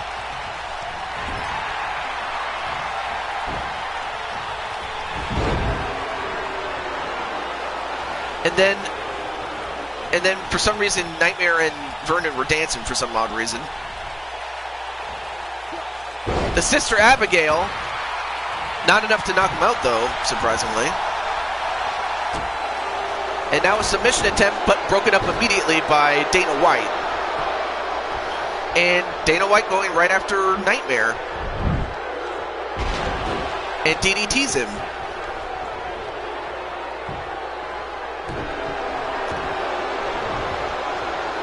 Now he's going for a submission of his own. And Jason breaks that up. So at least family is sticking together. Then the Playmaker onto... What? Oh, the playmaker was enough to knock out Jason, and Vernon Quinn is moving on to the chamber. What the hell? Because he submitted Nightmare King and then knocked out Jason. Wow. I'll tell you what. I think Vernon Quinn's going to be in for a long, long year. Whereas Dana, as you would expect, got his ass killed, or got his ass beaten and bloodied for his trouble. Your winner, the super athlete, Virgil Quinn. And if you're Jose, you have to breathe a huge sigh of relief that you're taking on Vernon Quinn instead of one of those two big monsters there.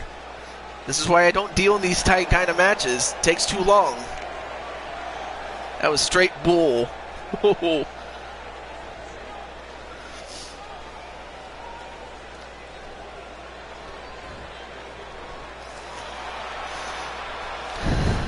All I will say is, Nightmare King, you still have your rematch clause if you want to use it on your Weapon X brother, but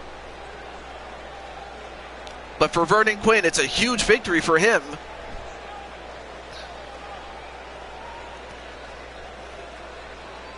He better walk out champion, because I'm going to kill him. Damn. Nightmare King is furious. Anyway, where was I? Oh yeah, right.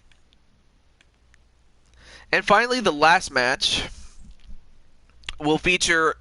It'll be a Hell in a Cell match between three people that drew the spades. Oh no, wait.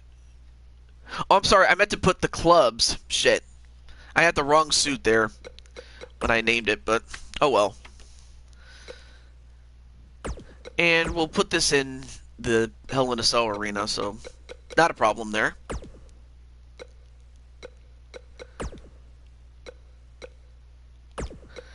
And the contestants that drew the clubs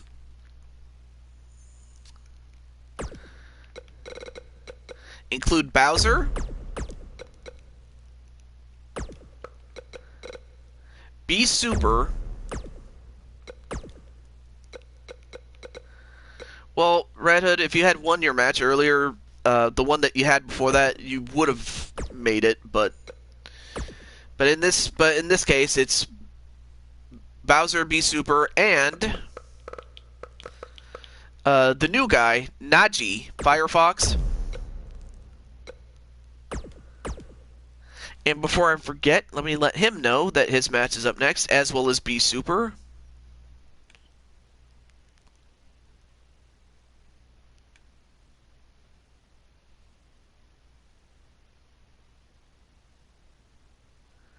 If I can find him, that is.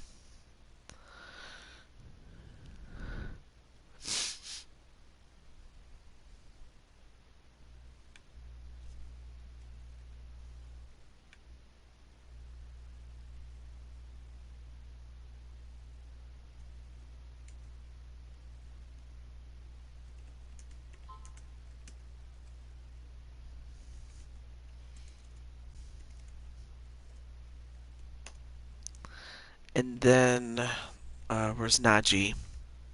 There he is.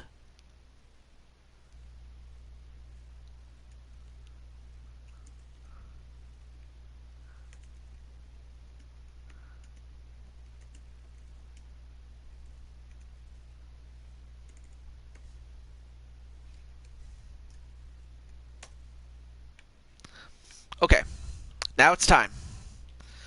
So one of these three men will fill out the final spot in the Elimination Chamber match that will also feature Jose for his championship. But I have a feeling that Vernon Quinn, whether he's champion or not, is going to have a target on his back. So although two of these men are part of the Animaniacs, it is every man for himself. That's what it ultimately comes down to. Whoa! What hops on the part of Bowser? And he did it, wow. Since when can Bowser do that? I've known Bowser for a billion years and I've never seen him do drop kicks before.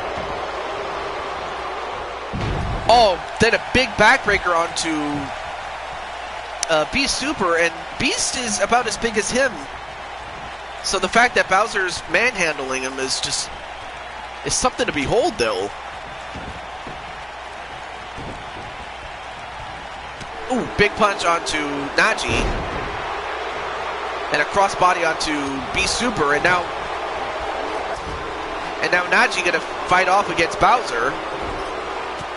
Back elbow. And another crossbody. And then a slam onto Beast Super. I'll tell you one thing, Bowser could be the man that could win this thing, and then just grabs him by his head and just choke slams him. But Naji, wow. I'll tell you what, Bowser is dominating this.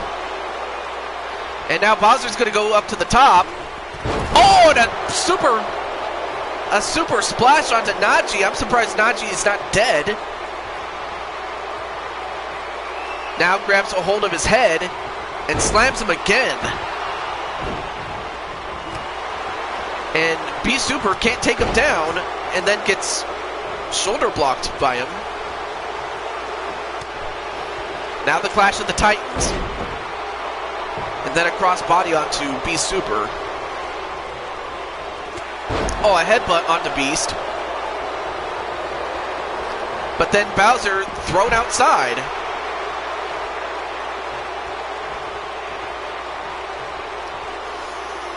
And now it looks like all three men are going to be outside.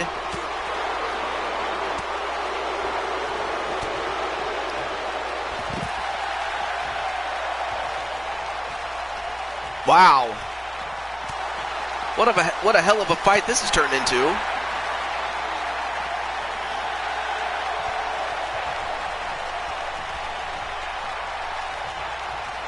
And Naji just gonna howl, much like the fox that he is, and a couple of drop kicks and a clothesline.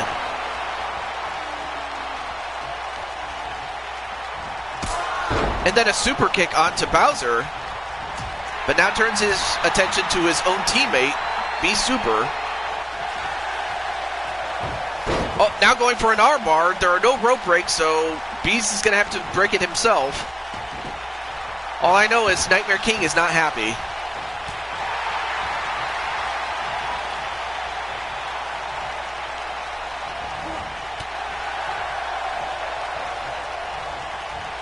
And wow, Beast just throws Naji like a ragdoll and then got drop kicked by Bowser. Anyway, Naji, you're just in time to see you now going for a submission attempt onto Beast Super. Now turns his attention to Bowser. But yeah, there you are, my friend.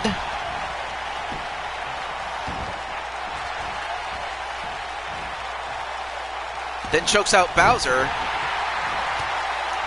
I mean, how do you feel going up against Bowser, Naji? Oh, then just power slammed and goes for the cover. 1, 2, 3, and Bowser gets the win. Wow. You get here and then you get dominated by Bowser, however. But you did pretty well in that match. There you see that super kick that I thought for a moment you had Bowser beaten, but there you see that front slam by Bowser, pins you, and that's it. Yeah, he's as tall as a big tree, I can tell you that. Awesome King Bowers.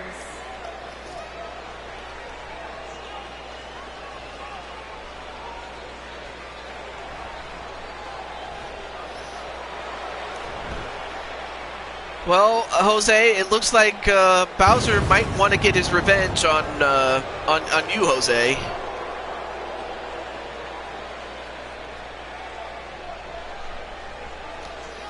Wow. Before we even get to that, let's get through some of the other matches that we had already scheduled, like such as MBN John and Remnant Elementor. Now, last time John took on Joker and Joker beat him,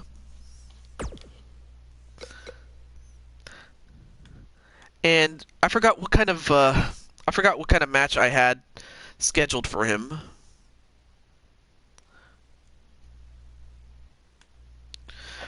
But for John, this is a must-win. If he does not win, he does not get that title shot against Samurai. It was originally going to be against, Nightmare, but let's see. What kind of match should I put in between you and Remnant, where the rope does not break the hold? Sounds a lot like a no-holds-barred match, actually.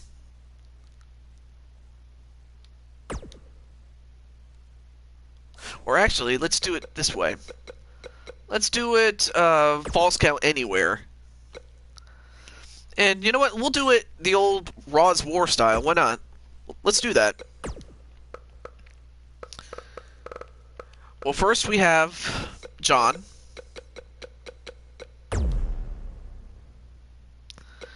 And that shirt's coming off against a former champion in Remnant Elementor.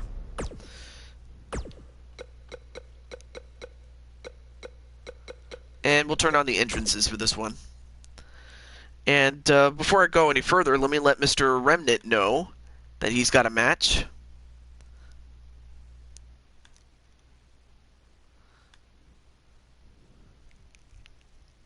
Oh, there he is.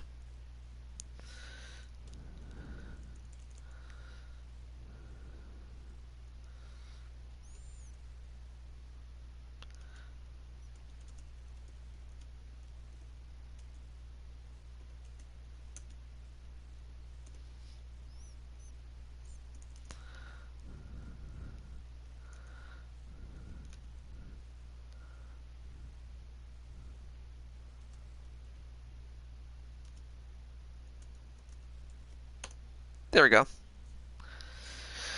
So with that said, let's get to it.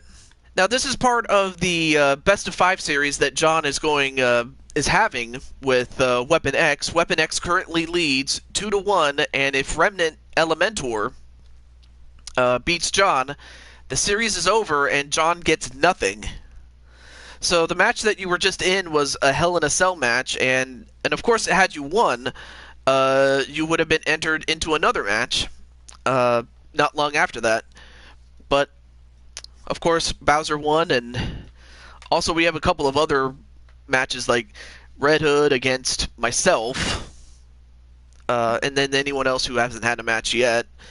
I actually have an idea for a matchup between with Joker, if he's still here, and Woody. The following contest is a Falls Count Anywhere match. Ice Team and Joker, what's that? Making his way to the ring from Cherry Hill, New Jersey, weighing in at 230 pounds. And Jose's watching backstage as he saw Bowser dominate his competition, and that's what Jose has to worry about now. Bowser.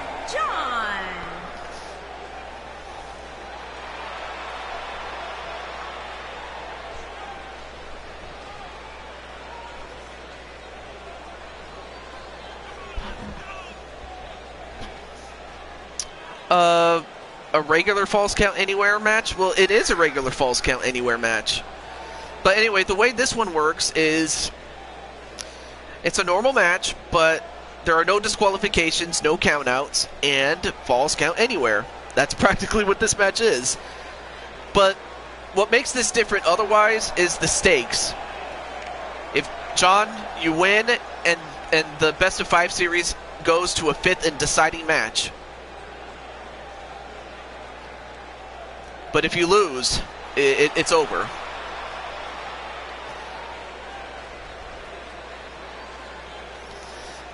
Yeah, Bowser might very well come after you, Jose.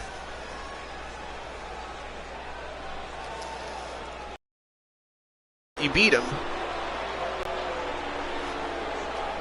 And it would be a big revenge story, but it also features Luigi too, so and is that. Opponent from Limbo, weighing in at 257 pounds, one half of the World Tag Team Champions, the X Factor. So John took on Joker, one half of the Tag Team Champions, the World Champions, but now here is the other half. Remnant Elementor, a former WWE/BTW champion. And that was before I even introduced that title belt, but now Remnant wants to send a message to anyone that wants to challenge for that championship that is in the grasp of Weapon X.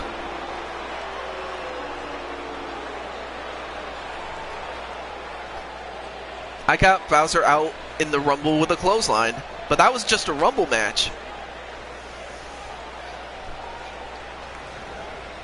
Okay, so the men you're facing, actually I'll just type it in.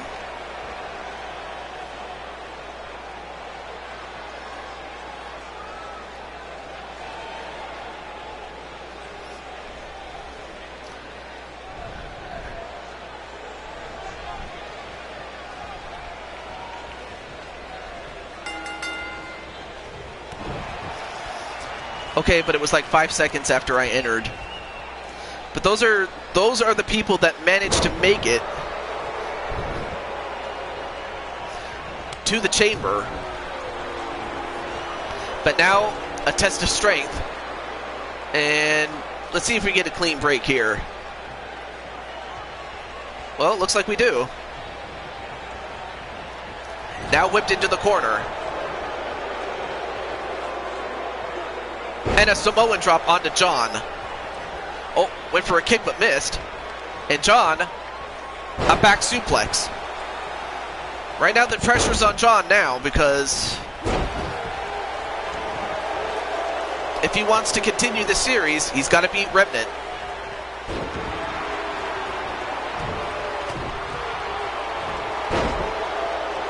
And, yep, going after the leg.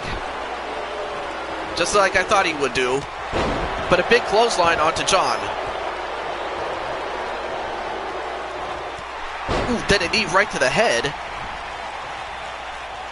And JWE's eating Popeyes for some reason. Not that, actually that's a good meal to have though. Oh, and a couple of stops onto John. Then a stop right to his face. And then just deadlifts John and powerbombs him. Right now John clutching his back.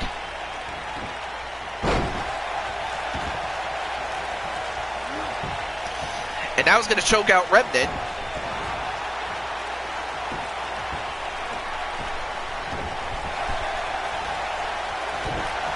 Now stopping on the hand. And then going for an elbow to the back. A knife edge chop, an elbow. But, of course, Remnant's not going to give it up like that. And then a back suplex of his own. And then, okay. That was kind of weird what Remnant was doing, but that's fine. Oh, and then dropped on his back was John.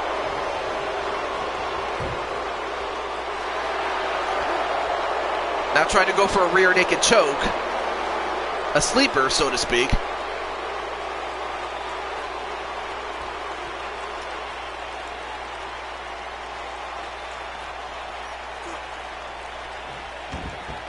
But ends up letting the hold go, and that was probably a bad idea. And then clotheslined him onto the outside. Now, like I said, it is falls count anywhere, so they can fight outside the ring as well as inside of it as much as they like.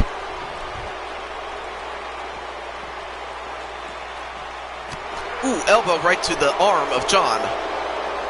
Oh, and a rake in the eye is perfectly legal in this match. Oh, and the Faymaster. And now Remnant. What? An attitude adjustment? 1, 2. No, kick out by Remnant. Wow, I guess John is pulling out his best John Cena. But anyway, Remnant gets thrown right back in the ring. John going up to the top rope. Misses the elbow drop. And then gets punched in the face for his trouble. The FU, well, that's the big power bomb there. Oh, and the spear. Now goes for the cover on John. 1, 2. No, kick out by John. That was close, although this could probably put him away.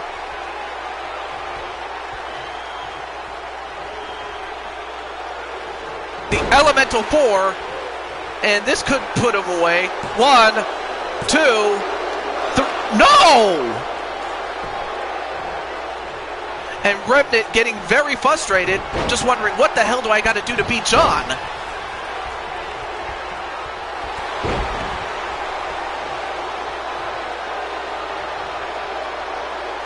Oh, but John coming right back, now starting to get himself fired up.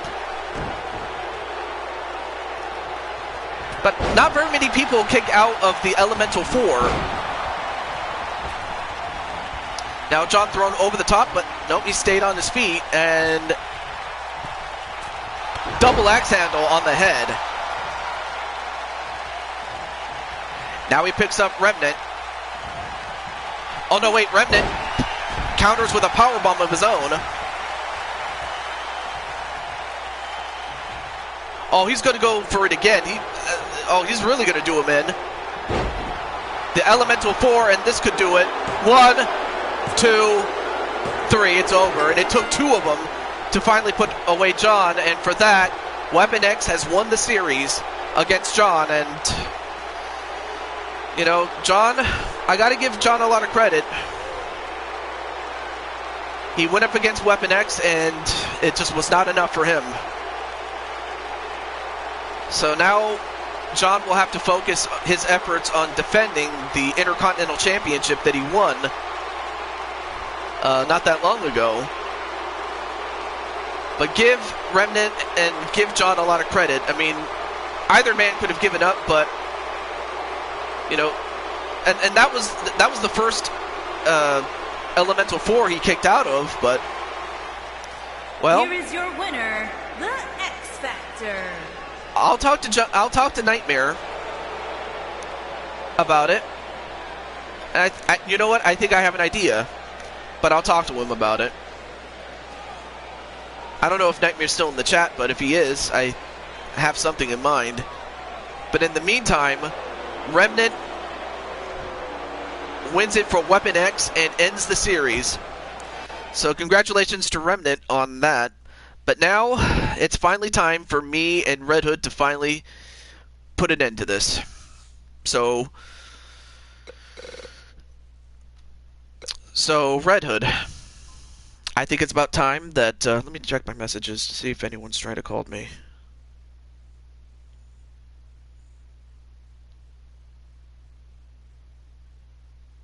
Oh, okay. I wasn't sure, because I had to listen out for my phone, but anyway. So yeah, Red Hood, I think it's about time to finally put this to rest between us two. And it will take place in a last man standing match. So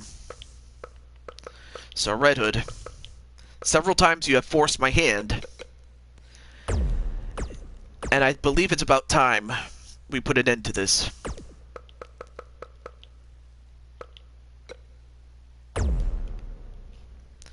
So as much as I like to play games as much as the next person, I believe it's time that we put an end to it. And yes, you can still have your match. In fact, I actually have one for you, Mr. Joker. Actually, I don't even know if Red Hood's still in the chat. I know that Captain Danger is. You know what? I'll wait for Red Hood. I don't know if Red Hood's still here, but if he was, I would have done this match. But on the other hand, let's do your match next. Ooh, fast lane. Okay, fine. Fast lane's fine. Oh, there's Red Hood. I was waiting for you. Okay. So now, Red Hood, it's about time we have this match once and for all.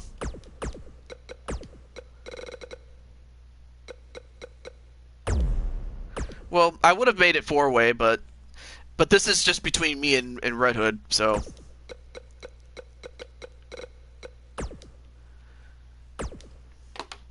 So finally, Red Hood goes one-on-one with me. He called me out early in the show, and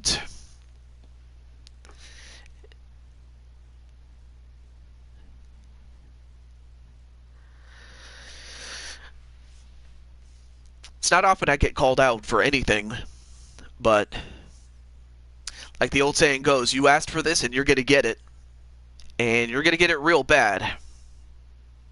And that's just my character saying it. I just hope you're ready for this. So who do you guys think is going to win, Red Hood or me? And I won't be offended if you say Red Hood, because I know that, you know, some of you guys are his friends, and I'm not that petty.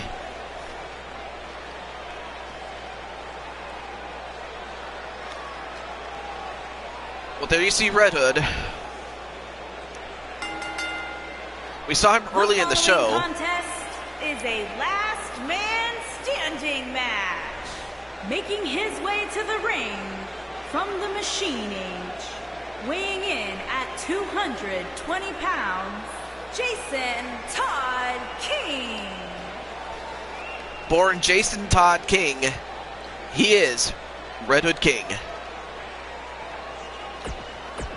But now we move on to yours truly.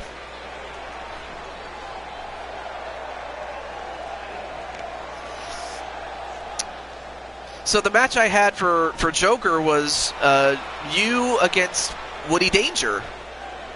And his opponent from a Clash of the Sacramento, Titans, if you will. California, weighing in at 275 pounds, the Superstar.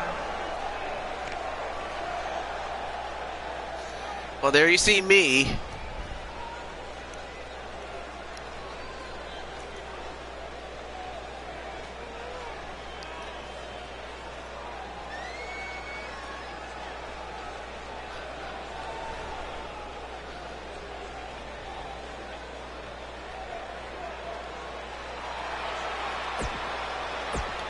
But enough of the festivities. Let's just get on with this match, though.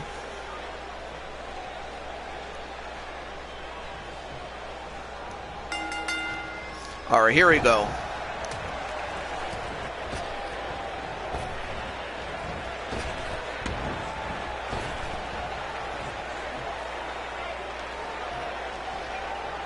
Come on. Ooh.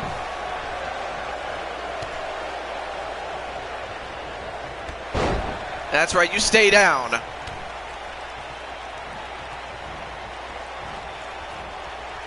Oh! Oh!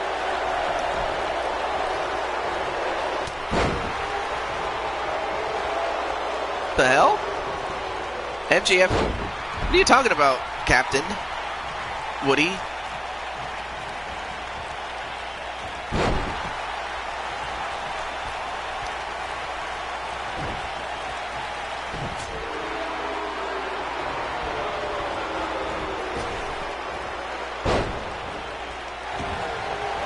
Well, so far it's been back and forth between myself and Red.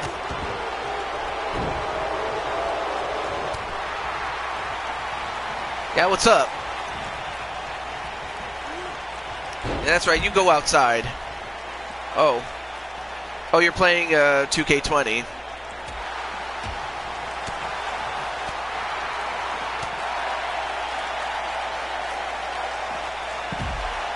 Ooh. Nice suplex there. But the object is to knock your opponent out for the count of 10. And that they don't answer the standing 10 count, so to speak.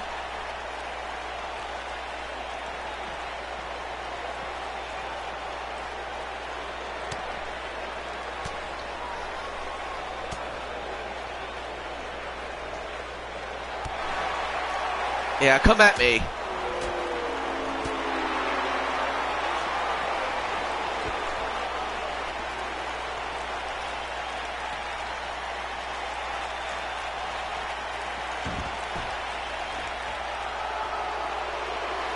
And right now, Red Hood is taunting me for some odd reason. Well, that's not a good idea. Because you're just going to make me mad. Oh!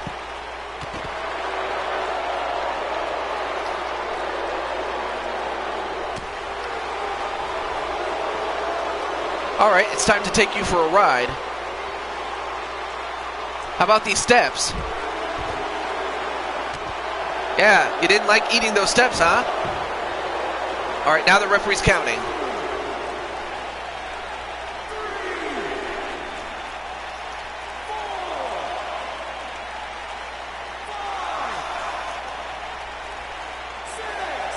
Count us up to 6. And he gets up at 7. Better get up, Red. Ooh, big punch onto yours truly. Yeah, you're not going to hit me again, are you? Oh. Ah, my leg. Then I get thrown right back in the ring.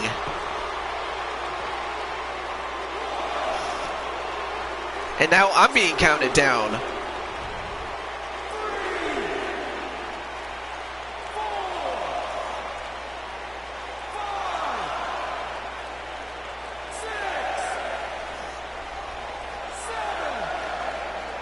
Am I going to lose because of the, okay, now I'm back up to 8. Okay, I guess I must have needed some more rest. Oh, went for the red mask, but missed. I would have been so mad if I had lost by a bullshit count. All right. Ooh, then I got kneed. And a slingshot leg drop onto yours truly.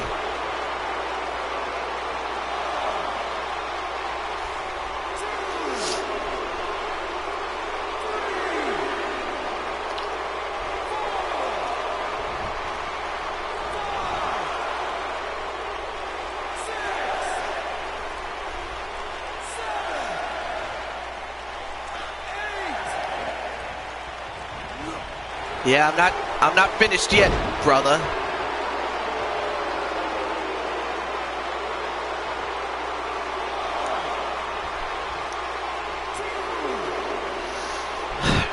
I gotta say, Red Hood is a lot tougher than I thought he was. He's a tough son of a gun.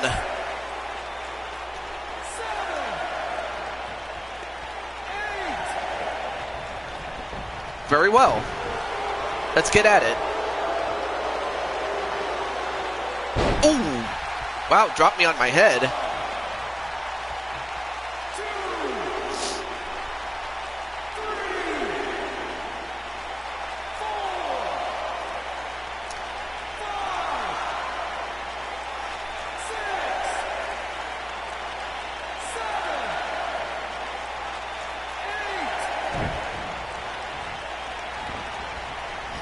And now, oh, wow. I don't know if you saw that, but Red Hood just used the Judas effect, which is that spinning back elbow, onto yours truly, and he hit me very flush. It happened so fast, I just collapsed from it.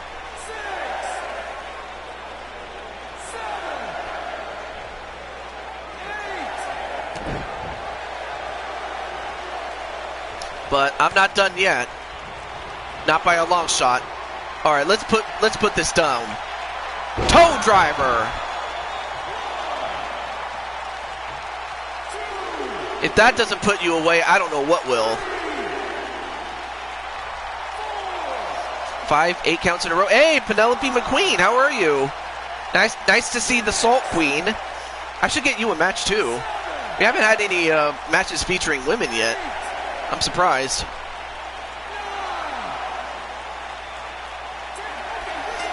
So the toe driver, which is that pile driver move I just did, was enough to put him down for the count of 10.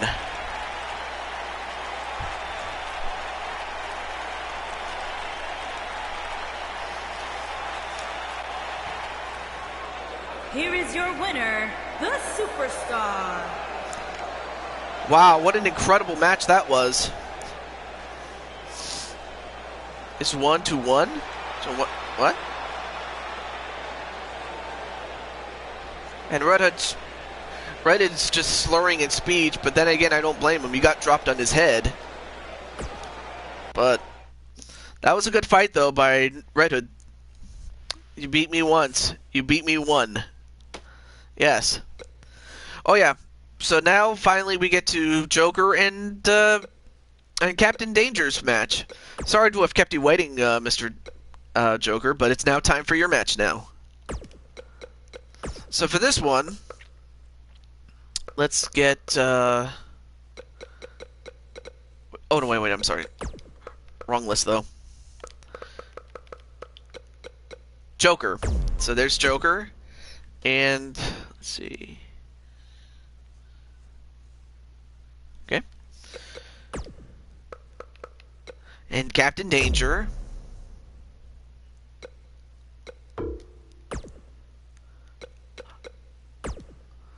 Oh, yeah. And I would have... Well, actually, we'll just keep it one-on-one, as it should be. Let's change the venue a little bit. But anyway, we have the two Clash of the Titans right here. Captain Danger and Joker. And also, how's everything going for the Queen of Salt, so to speak? Well, let's go to... You know what? Let's go to WrestleMania. Why not? Just for the show, shits and giggles here. And well, let's just get right into the match. I'm not going to waste too much time with the pleasantries, but nonetheless, though, it's going to be Joker and Captain Danger. And Penelope, if you like to have a match, who would you like to fight? If anyone, really. Pretty good. Been busy with ARC this week with ARC missions. Here we go. The two big men.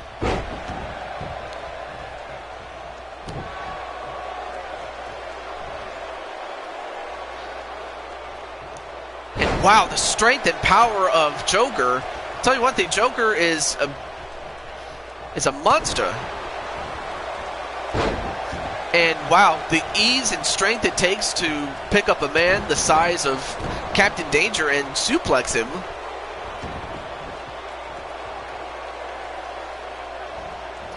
And now he's going to swing him right round, baby, right. Well, that didn't last too long, but he swung him around a couple of times. But Woody... ended up getting a deep six for his trouble.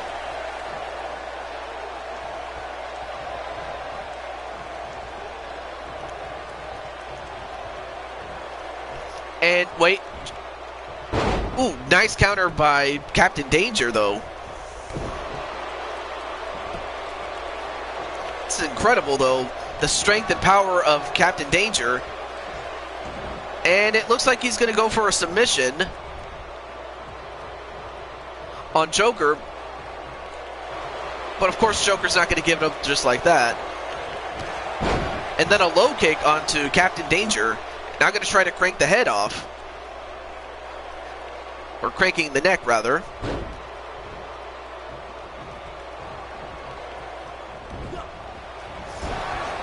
And then, well, sent into the corner and then clotheslined.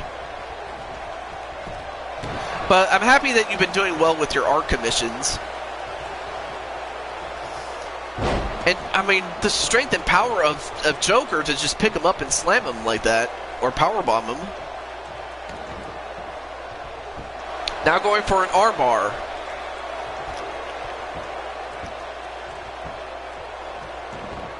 Oh, no, wait. Oh, gets back elbowed for his trouble. Whoa! What agility from a man the size of Joker, though. I'm impressed with Joker and as an athlete, really. And a pin on Captain Danger. One. Only gets a one.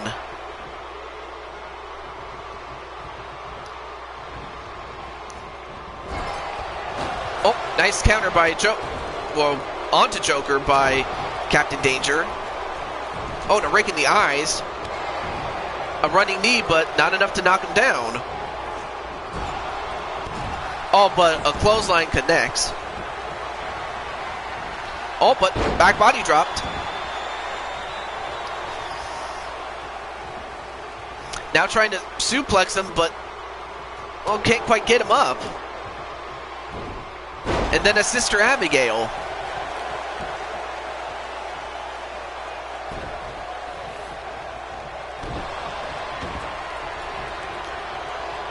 And then, oh, curb stomped.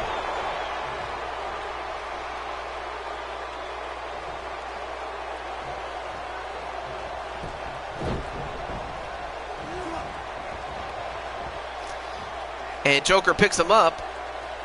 Oh, and gives him the wasteland a la Wade Barrett style. And, well, Danger did the smart thing. He rolled out of the ring as he was about to get destroyed by Joker, but Joker gonna go right after him and just punch him down.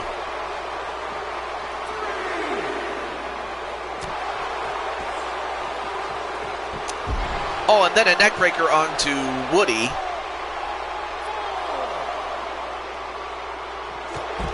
And then a big, big clothesline. Now the count is up to 5. Oh, but then countered by Captain Danger. And of course, Captain Danger is going to the Royal Rumble to face off for the World Championship against Kyle Young, but of course he'll have to get past Joker one way or the other.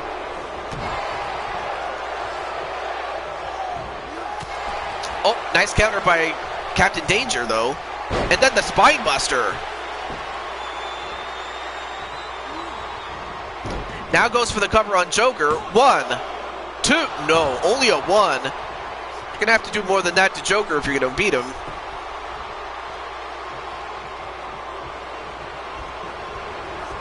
And whips him over the top rope. And then just tells him to, wow. Gives him the DX chop and... oh, nice neck breaker from off the ropes, though.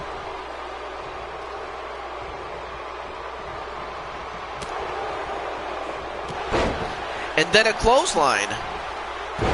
And then, whoa, what agility from a man the size of Joker, man. Seriously. Now headbutting him.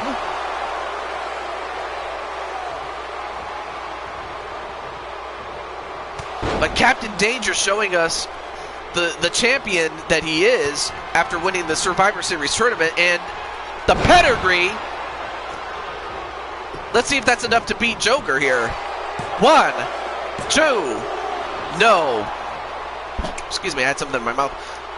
A 1, 2, but not enough. But he's got Joker hurt, though. Now he's just going to pound him in the face and stop him muddling him.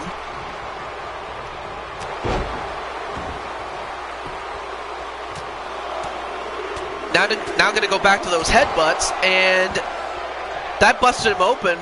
That busted open Captain Danger on his human half. 1, 2, no.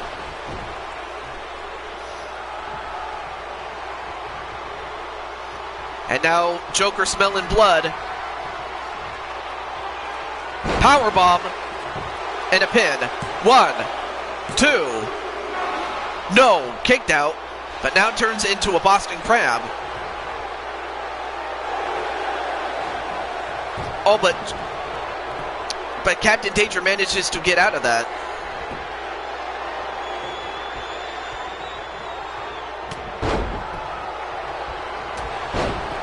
A couple of forearm shots, though. And then a body splash. And a running bulldog. And what a match that this has turned into. It's definitely turned into a battle of the Titans.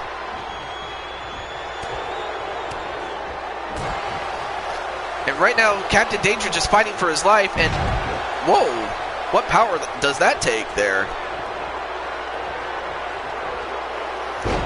But then another back body drop.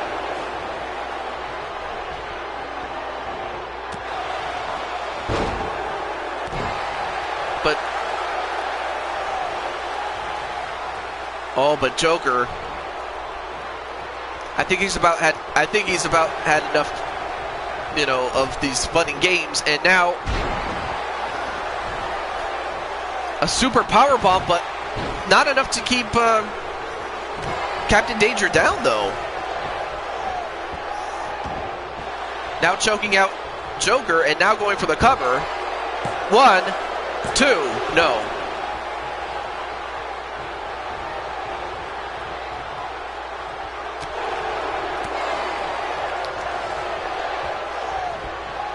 And then a spine buster and a pin. 1, 2, no. I don't know how you guys feel about this, but this has just been an epic battle of titanic proportions here. Oh no, this could do it here. Another pedigree, and this could do it. 1, 2, 3, no! And now Woody has to think, what the hell do I got to do to beat Joker? Now going for an elbow to his back. Not a bad idea to try to immobilize him by going for the back, but nice arm drag. Nice agility for a big guy. And then a DDT onto Joker and a pin. 1, 2. Pretty much every match with Captain Danger is a classic. Yeah, and that is true.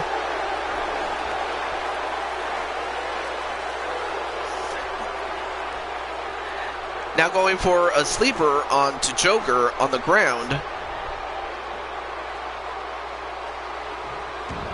But decides to let him go. And what? Wait, how did Joker do that? So he gets him from behind. But how did the lights go out? Oh, nice Uranage or a rock bottom type move. And another curb stomp. Oh, but Joker, a bit tired. I mean, normally he probably would have went for a cover. Oh, but decides to drag him away from the ropes. Now go for the cover. 1, 2, 3. It's over.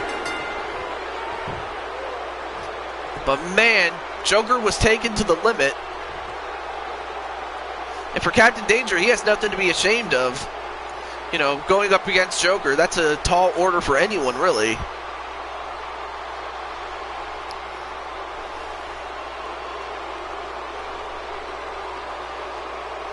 And it took 2 curb stomps to get the job done. Here is your winner, the Jester, Adam Death.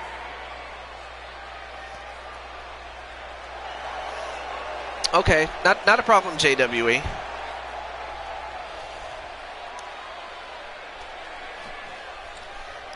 I think we have time for one more match before we get to the main match. Jose's match, that is, if Jose's still here.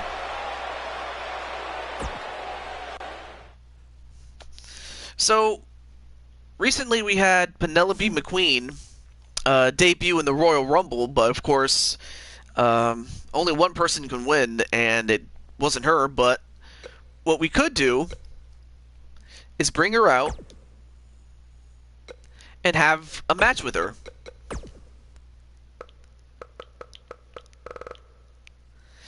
And one thing I also did was change her attire just a little bit, but other than that, there she is, the Soul Queen.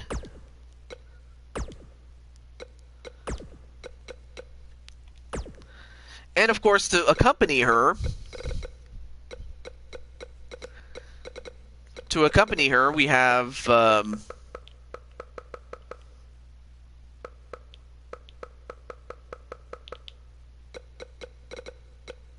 Captain Danger,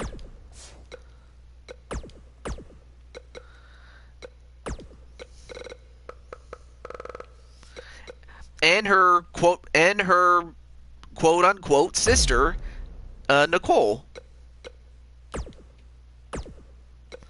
And her opponent will be, find a good one here. Lana. And yes, she can have Bobby Lashley with her.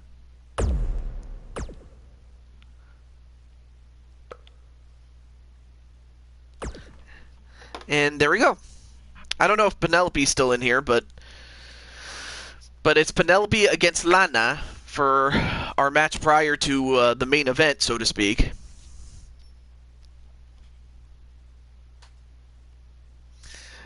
But yeah.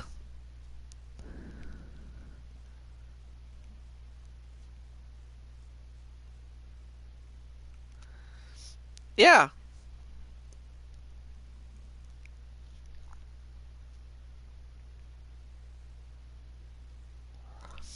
I don't know what Penelope thinks about all this, but it's her against Lana, and this match is going to get salty.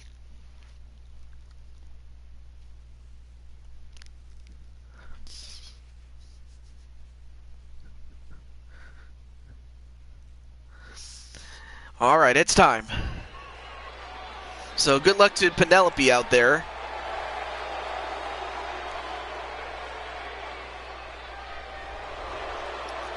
And there she is. The following contest is scheduled for one fall. Making her way to the ring, accompanied by the Cyborg, Aaron, the Champ, Danger, Danger, Danger, Danger, Danger, and residing in Hollywood, California, Percy McDonald, the Queen. I have a feeling that the announcer is drunk. How many times do you have to say danger before you get to the point? Yeah, I honestly think that the announcer is drunk.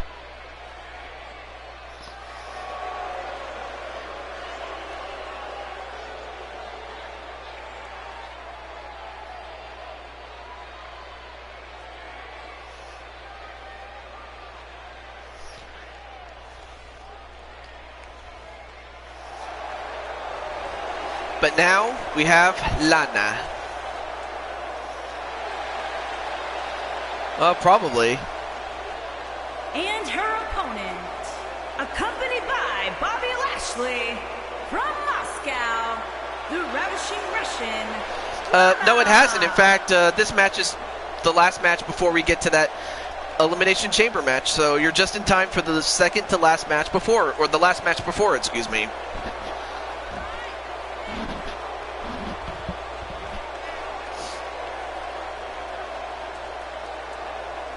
Of course, Lana wasn't too happy about her model having short hair. Not that I mind personally, I think it looks cute, but then again, what do I know? I'm a guy, obviously. But no, it hasn't happened yet, Jose. In fact, after this match, we will have it. So you're just in time for it. So hopefully you get ready for it. As it is Lana against Penelope McQueen, with Penelope's debut match. Here it is. And, ooh, nice amateur wrestling takedown. And then just, wow, pushed her aside. Well, we're going to get through this, Danger, I will say that. Oh, went for a spear, but jumped over her, did Lana. But Lana comes right back. Or rather, Penelope gets right back at Lana, excuse me. Nice side headlock takedown there, and now going for, what was it called? Well, whatever it is, right now Penelope is just beating the salt right out of Lana.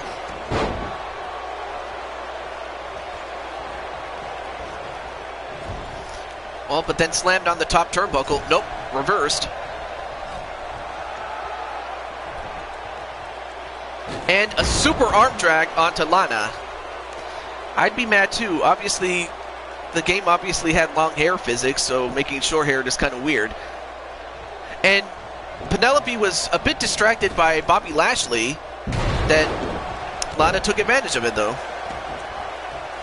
It'd be like adding a beard on someone who doesn't have one. It's not too serious, but the question is why. That's a good question. Even I don't understand that. Oh, went for a Campbell clutch, but was too close to the ropes, though.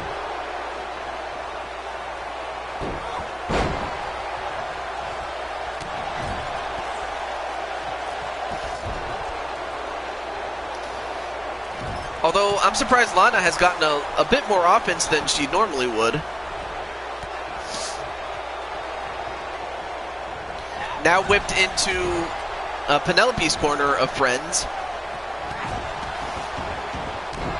And now Penelope just laying the smackdown on her.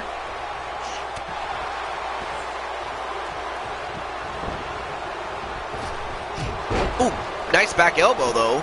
And a pin. 1, no. And now, wait a minute, a chair just flew in.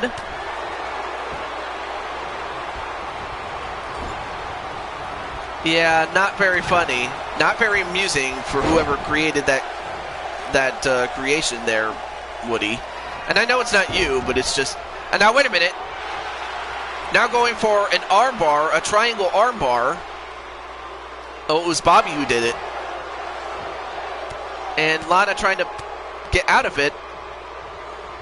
Bobby slid it in, I know. And then whipped by her hair. And now the referee gonna take it out, and then a pin. 1, 2, no.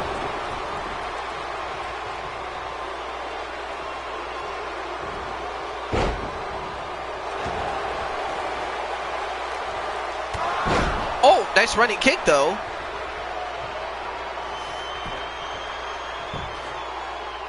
And Bobby Lashley getting into Penelope's face. And that's what the distraction did to her. Oh. I mean, referee's going to have to do something about Bobby Lashley, though, because this is getting ridiculous here.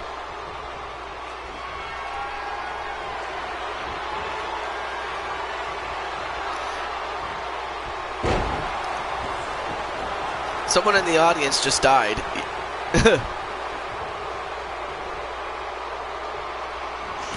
Oh, and then a punch that sends Penelope on the outside, and she might have hurt her arm there upon the landing.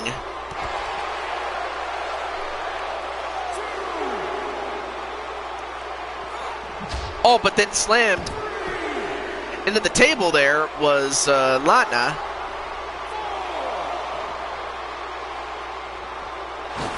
Oh, but then got cut up on the ropes, though. And then a slam onto Penelope.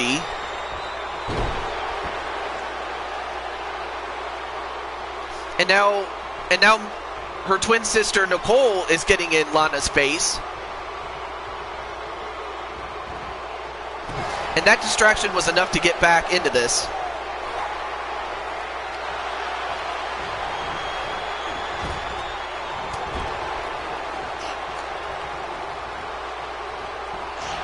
Oh, and then a rake in the eyes with her nails.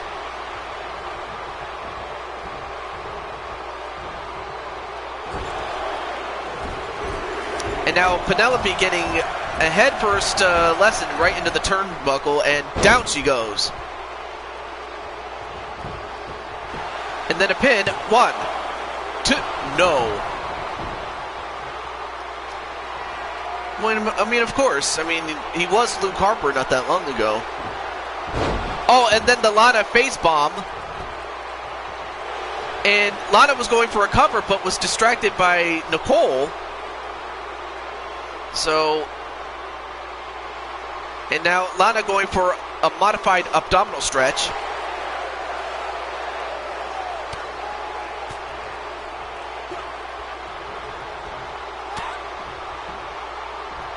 Oh, and powered out of it.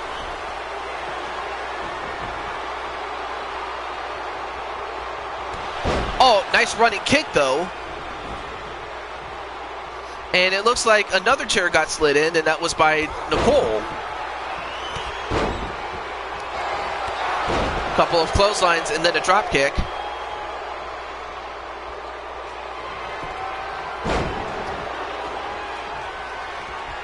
so far it's been back and forth between these two. I thought, you know, Penelope was going to run away with it. But then thrown out onto the outside, though. And now, wait, Bobby, don't you dare do anything to her.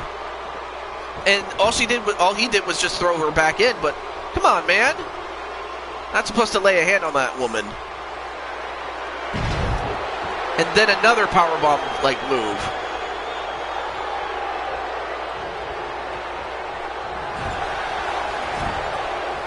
It's too close to Bodie Lee. Well, I think it's going to take some time for the name to, you know, catch on, because I know that, you know, like when I heard Daniel Bryan from Bryan Danielson, it took me a while to, you know, get used to the name. To nowadays it's, you know, oh, now wait a minute, going for an armbar, a triangle armbar.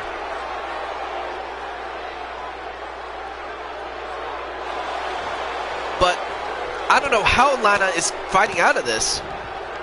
I guess, you know, Bobby must have taught her some escapes of his own. And now Lana's going for the pin, but the referee was distracted by her boyfriend. That might have costed her.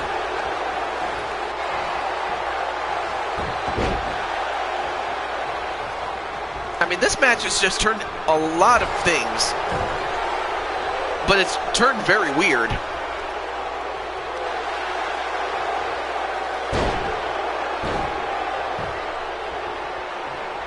You idiot, says Jose.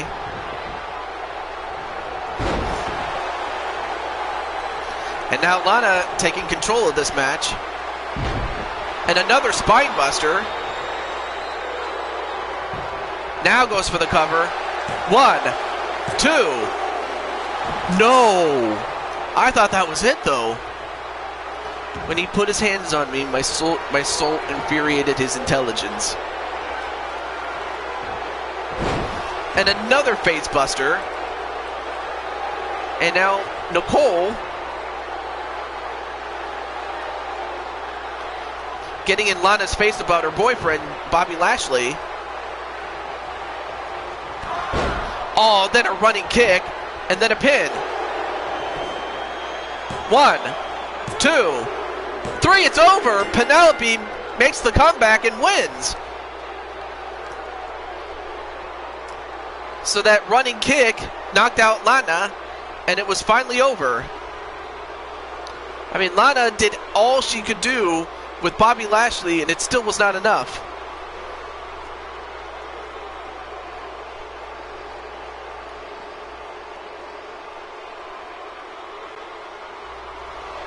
Here is your winner, Percy McDonald, the Queen.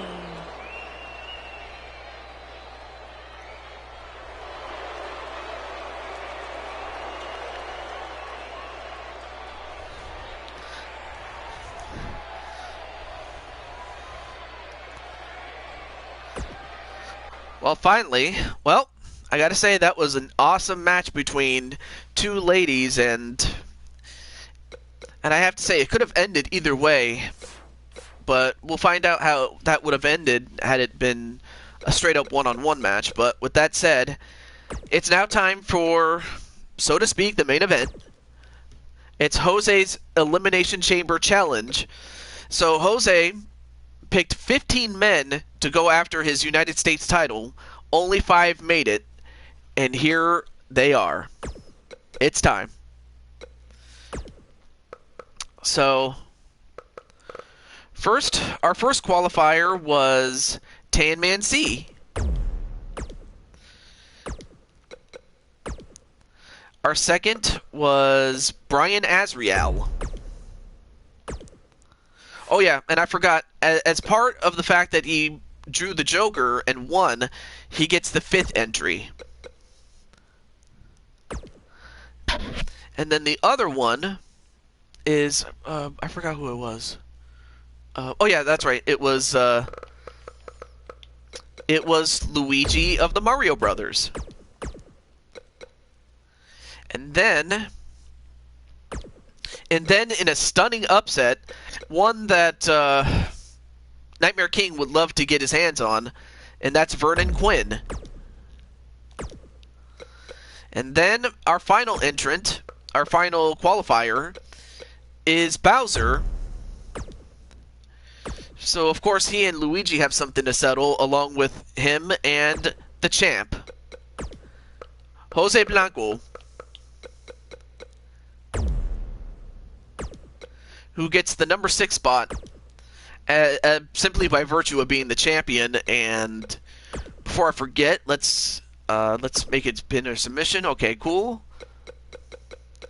And for this one, it'll be 90 seconds per interval for this one.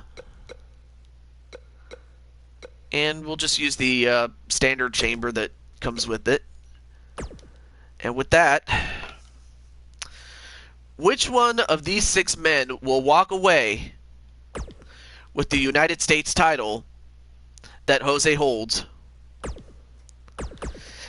And another thing I forgot to mention is that whoever wins this could be in line to challenge for the the Universal Championship, the Intercontinental Championship, or the tag team titles, the world titles, that is, to the one who wins. So it's not just for the championship, it's for upward mobility to whoever wins between these 6 men. I have to think in terms of heavy favorites, it would have to be Bowser, because I was almost certain that Nightmare King was going to get into this, because he got an early lead before that. But now it's Bowser that's the guy that you got to watch out for. And then, if somehow you get past him, then the other person that you got to worry about is Brian Azriel. Because the guy, Brian, he's got the second best number in the draw. So, even if he outlasts the others, he still has to... the only person that would have an advantage over him is Jose, but Red Hood... Alright, so Red Hood's going for Bowser.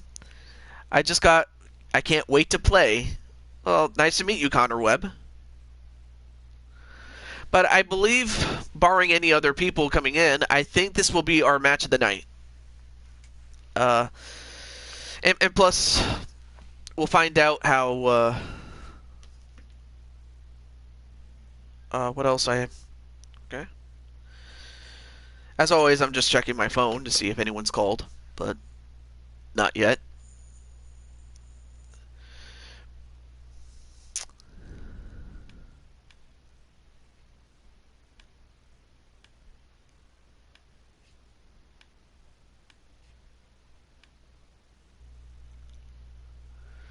So for these 6 men, this is going to be huge.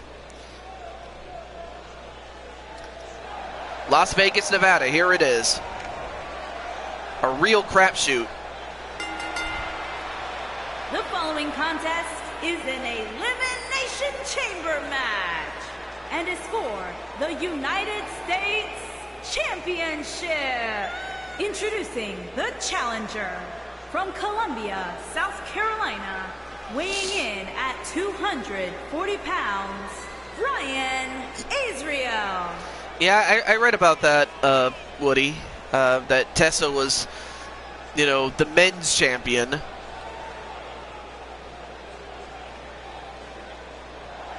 It's crazy the fact that she actually won that off a dude.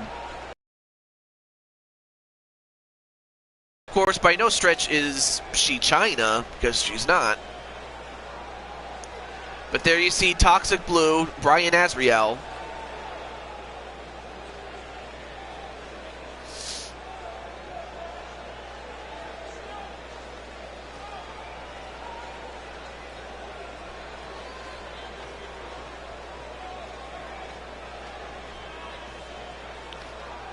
But now we find out who the next person to get a little mini chamber is. And it is... who is it?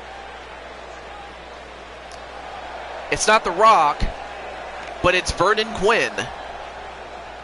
And introducing the challenger residing in Hollywood, California, weighing in at 250 pounds, the super athlete Virgil Quinn. Wow. Vernon Quinn. That's incredible, the fact that this guy right here overcame two giants in Savini Jason and Nightmare King, the former Blue Toad Wrestling World Champion. The fact that he overcame two giants to get into this, I'd had to think that at some point, you know, Jose had to be relieved that he ended up winning.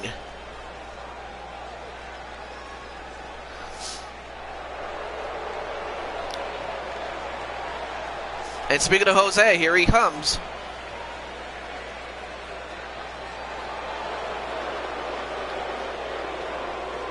And introducing the champion from Newark, New Jersey, weighing in at 200 I could see that. pounds, You know, he given is the United States given the champion, WWE's in a precarious position. Jose Bravo. You know, because they're not making money on their house shows like they used to. And they're not making money on ticket sales because, well, people can't even, you know, go to the shows now. I know it's only a matter of time, but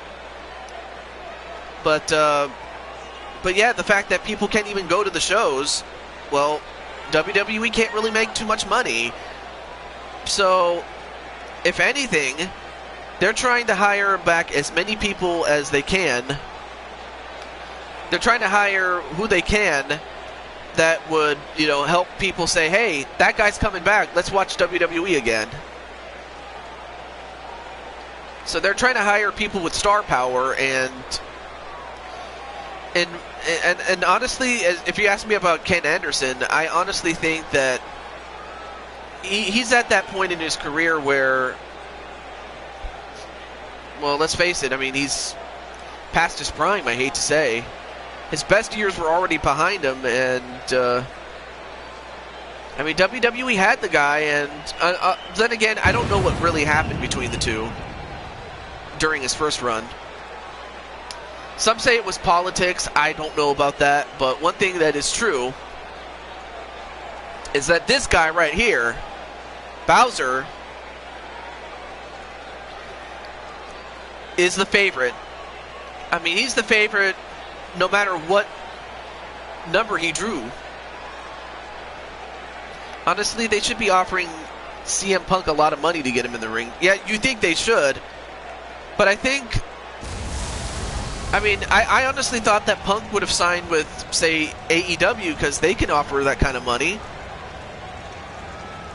Or if the reason that, but for some reason Punk didn't accept. Supposedly because Punk thought that, well, I suppose he thought that AEW wouldn't last very long, that they were a one-shot wonder. Well, there's a newsflash. They're not a one-shot wonder. In fact, they're the competition that I thought that they would be, and more. And you know, speaking of Jose and his brother Brandon, I mean, they were slated to go see Blood and Guts on May 25th, but it didn't happen because of the virus. So it came at the worst possible time, and hopefully, you know, things get back to where they should be, and we can see this Blood and Guts match. But as for CM Punk, yeah, the challenger from Death Valley, but I don't think it's just money. I think creative freedom, you know, being able to come up with some ideas, that's the only thing that's keeping Punk from signing a deal.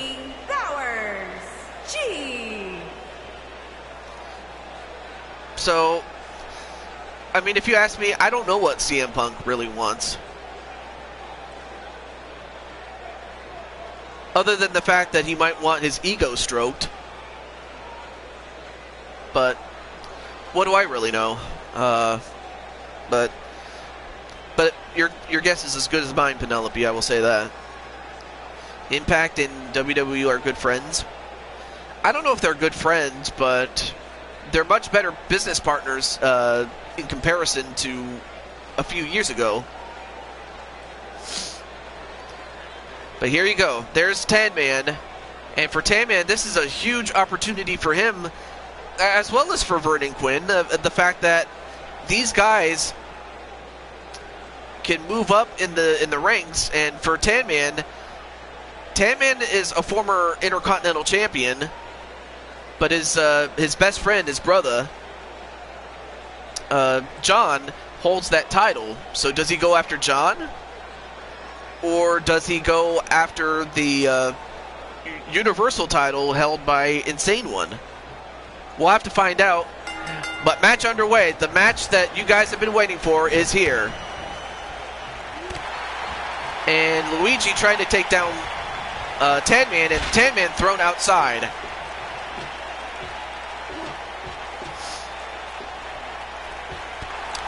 Now Tan Man going right after Luigi. And Luigi, smashed right up against the wall. And those walls are made out of solid steel chains. There's no give in them. Oh, nice kick to the back of the head and takedown. And thrown back in the ring is Tan Man.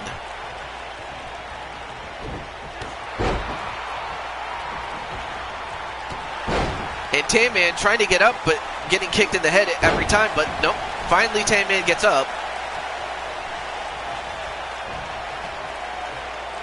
They tried to buy Impact Wrestling, but they said no. Well, of course, no one likes to be bought out, But I'll tell you what, if they ever did buy him out, they would be buying their talent, they would be buying their their media, because Impact, they have, a similar product of WWE Network, but for their shows. And number 3 is Vernon Quinn. And down goes Tan Man and Luigi as well, but now Vernon, who made a stunning upset coming into this matchup, into his match with Nightmare and Savini Jason. Well, here's his chance.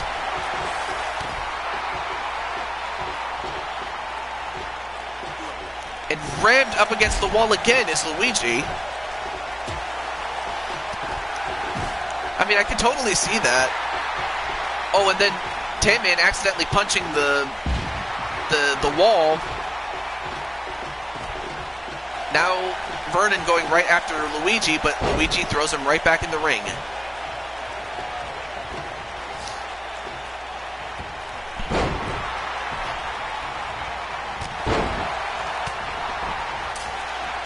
And Luigi taking it right to Tan Man.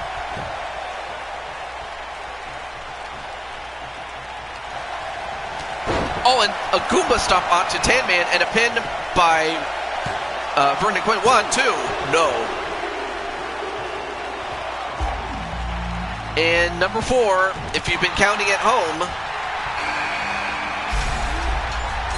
is Bowser. So Bowser has the best number that he could have gotten with the numbers that were already taken. And Tan Man going to go right after Bowser. And Bowser's going to get to work.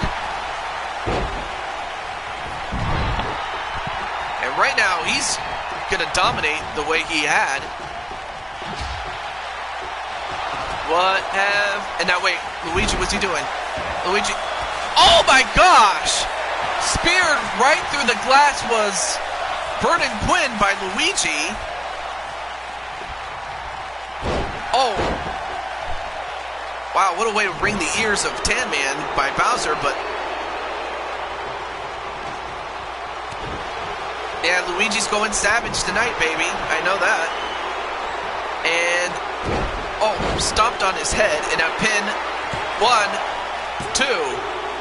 No, kick out by Vernon. Wow, the fact that Vernon actually kicked out of that is beyond me, really. And right now, Bowser just dominating on Tan Man.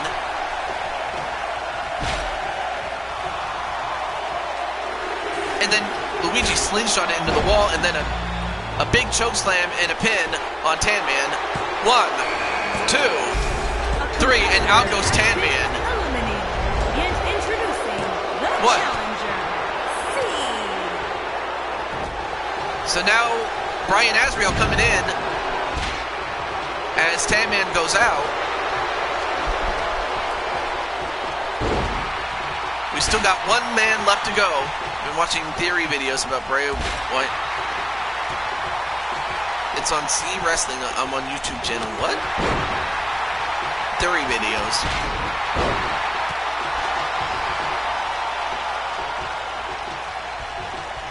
Now thrown back inside the ring is Luigi, and Brian Azrael just getting stepped all over by Bowser. Oh, powerbomb onto Vernon Quinn. And Luigi, oh no, Luigi's gonna fly, look at this. Oh my God! I don't know how Luigi, wow.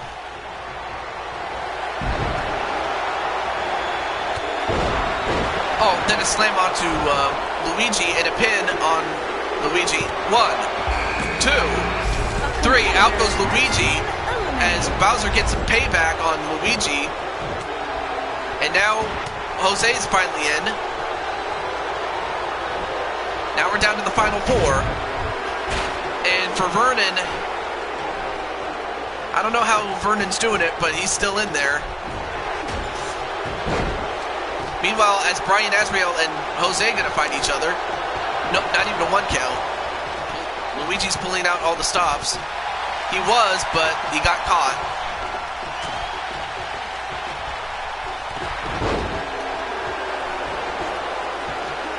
And Vernon thrown right back in the ring.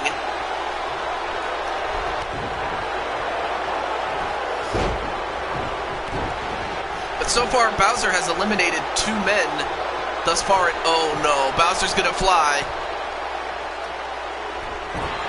Oh no, come on, don't do this, Bowser, don't do this! Oh my, and he missed! Wow, had Bowser connected, I think Vernon Quinn would have been dead.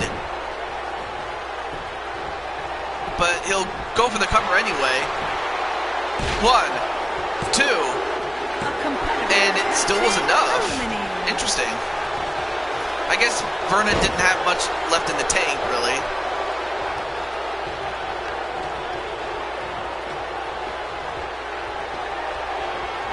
That was a very bad no-sell there. And then a super kick onto Jose, but... Oh, now, I guess Brian wants to go for the pin, but now Jose's in trouble.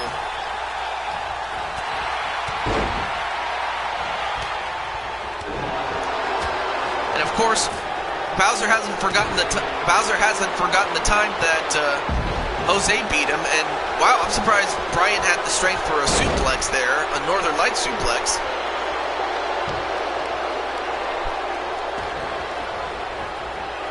And then, well, both guys went for a kick, but they missed. And then, ooh, thrown out of the ring was Bowser.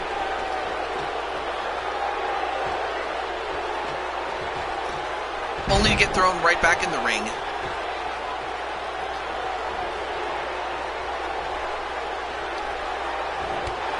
Oh, nice running knee. And then a slingshot onto Jose.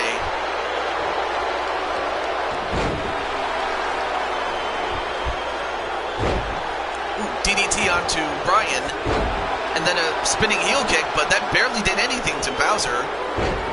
Oh, managed to get him down. Oh, and then just stomping on his face, though. Angie won?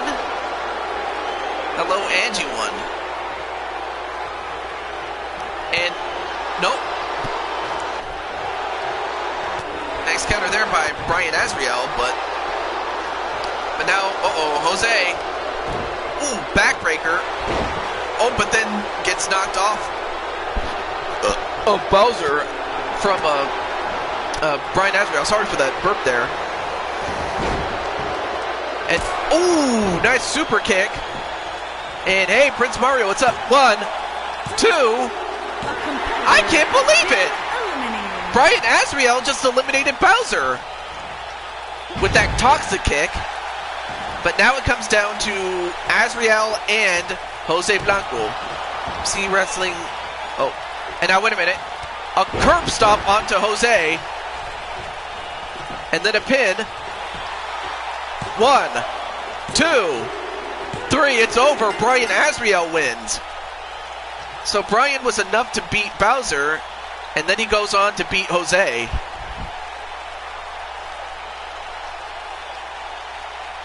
I can't believe it. So big win for Brian Azrael, but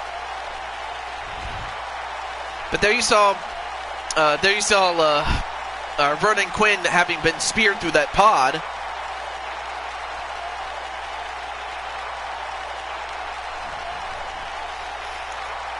I mean, of course, Brian Azrael wasn't, interested in having Jose and Bowser settle their differences. So what does he do? He knocks out Bowser, eliminates him, and then eliminates Jose. Here is your winner, and the new United States Champion, Brian Azrael.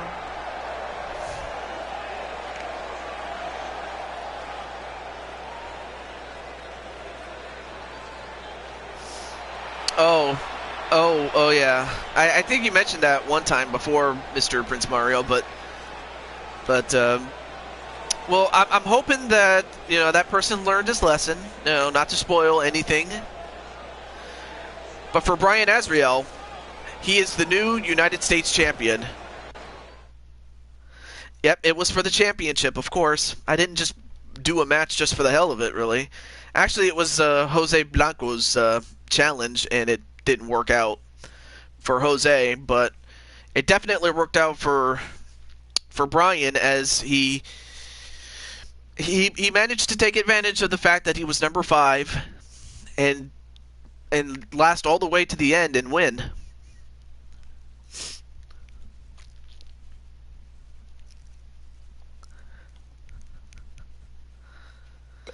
But well, thank you.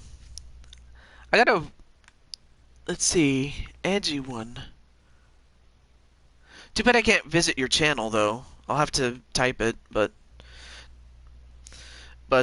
anyway, Prince, since you're here and you hadn't had a match yet, would you like to have one? If not, that's fine. I'm not gonna force you or anything like that, but I just wanted to give you a match, my friend. If you want it.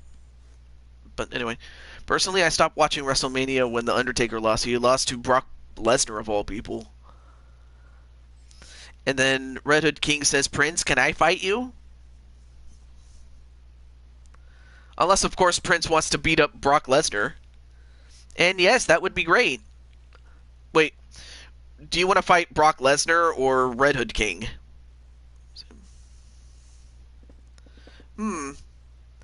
Oh, Jose, I actually have an idea. I'll tell you offline, but it actually has something to do with the idea that you gave me last night. So I'll actually either or would be good. Okay, you know what? Let's do that. Okay, let's do this Extreme Rule style. Doesn't have to be fancy. Or actually, let me do this. Let me see. Extreme Elimination. We'll do that one. Okay. Let's see. Let's change this to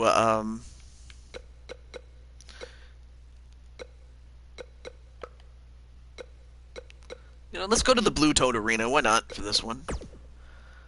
And we'll turn off the entrances since we're kind of strapped for time, or at least I am. So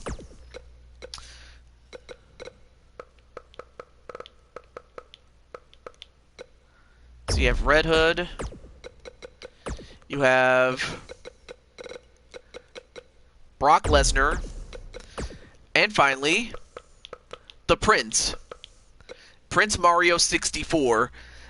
Prince Mario, he does make some great videos. In fact, if you want to check him out, he's pretty cool, man.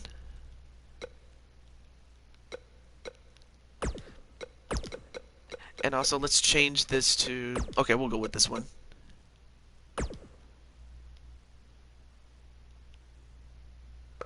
Or actually, why not? Let's do this. Alright, so good luck to Prince Mario and to Red Hood for this final match. I know, that's so stupid. I don't know why you can't visit people's channel anymore. That was kind of how I found some of you guys.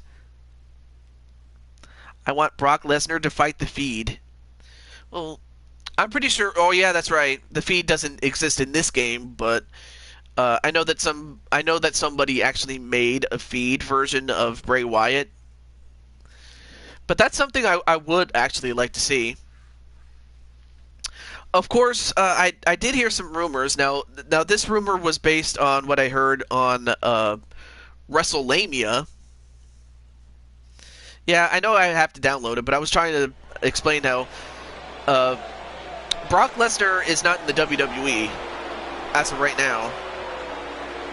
And that was in part because, well, he was not a fan of doing a show with no people in it. And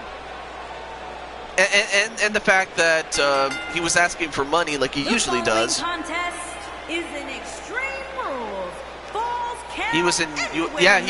he was in the UFC Making when his way to the ring from the Machine Age, weighing in at 220 pounds, Jason Todd King. Yes, he was in the UFC, especially from 2008, I believe, or 2009, all the way to 12.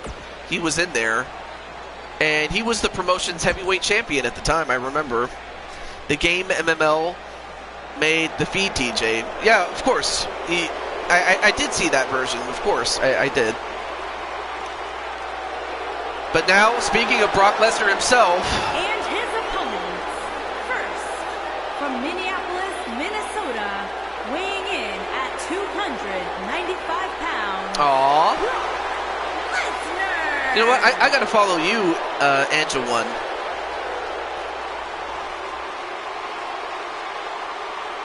You're neutral on Conor McGregor. I should like him because my family is Irish, but he said and done horrible things. Well, actually, you wouldn't be the first one to think that. And I don't blame you, not at all, for thinking that, Mr. Prince Mario. Okay.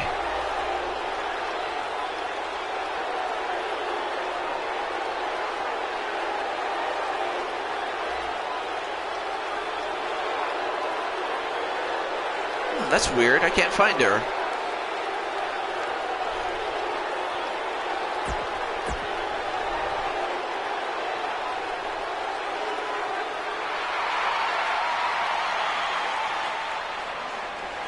And from Boston, Massachusetts, weighing in at 300 pounds, Prince Marco.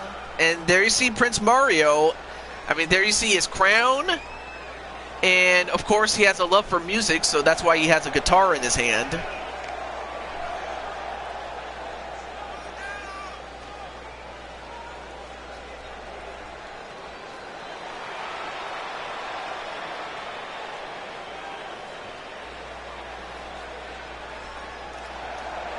And look at those dance moves that Prince Mario...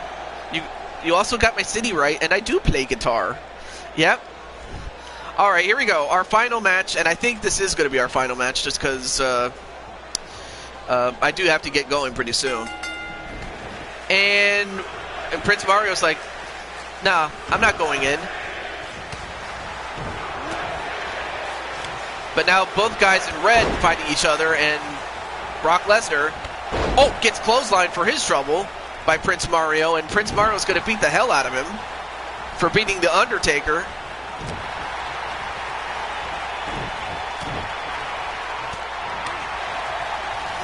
Ooh, big clothesline onto Prince Mario. Oh, nice back elbow to Brock Lesnar. He didn't see that one coming. I'm going to win this match. I'm the real king.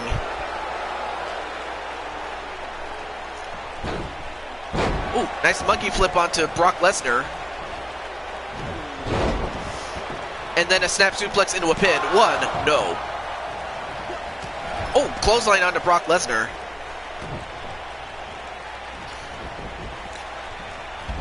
Oh, went for a spinning kick, but got caught. And now Red Hood just stopping a mud hole in him, but Prince Mario gets right back and clotheslines him. Meanwhile, Brock Lesnar on the outside, taking his time to recuperate.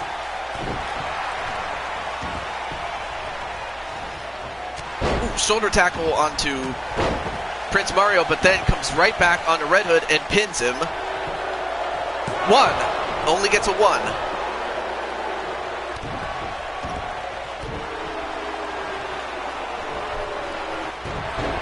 And then broken up.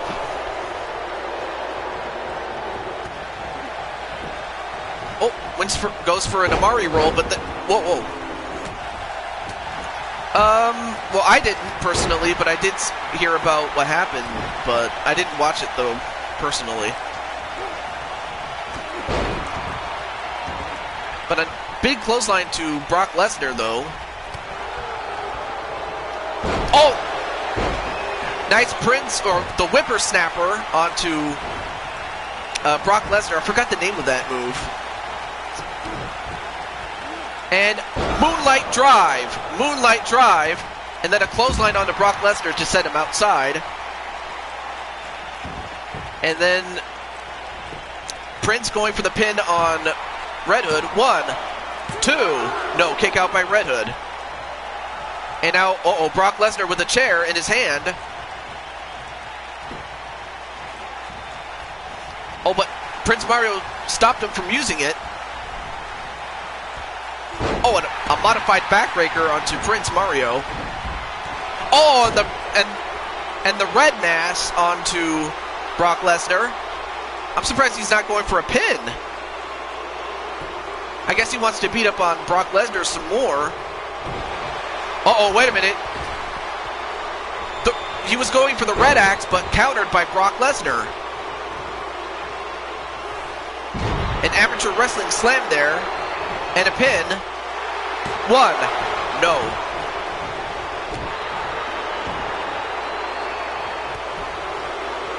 And it looks like both guys are beating up on Red Hood. Oh, but now Prince Mario. Wow, what moves on the part of Prince Mario? Mario, where did you learn those moves, Prince? And then a pin. 1, no. Because of losing the WWE title. Well, that doesn't surprise me at all.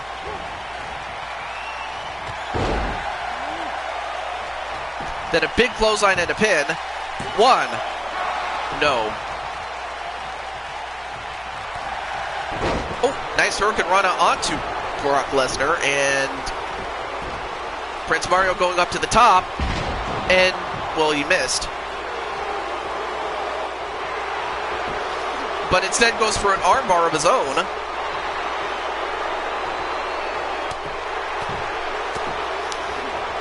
And powers his way out, but then Red Hood comes right after him.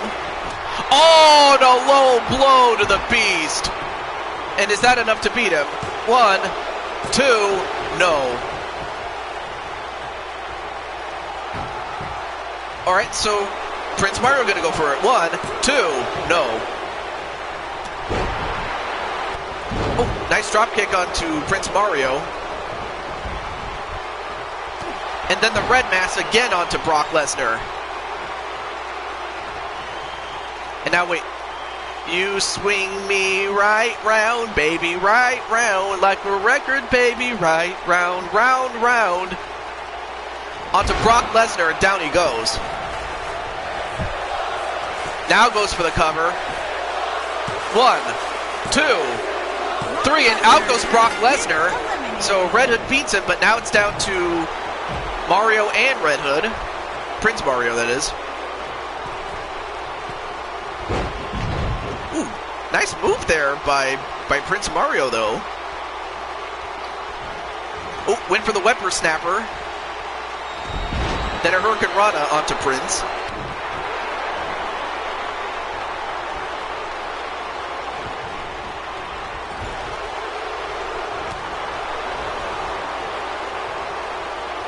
Although Prince throws him over the top and out. So the Beast is gone. And Prince going for a pin on the outside, but not enough.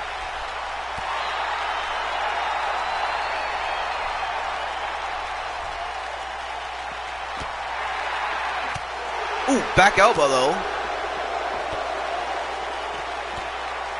Back here, I'm not sure how to pronounce that word.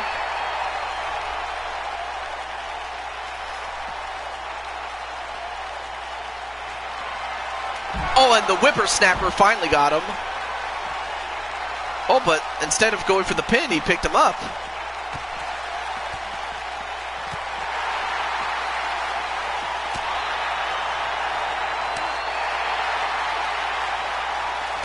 Ooh, nice back elbow, though. And a huge chop right onto his head.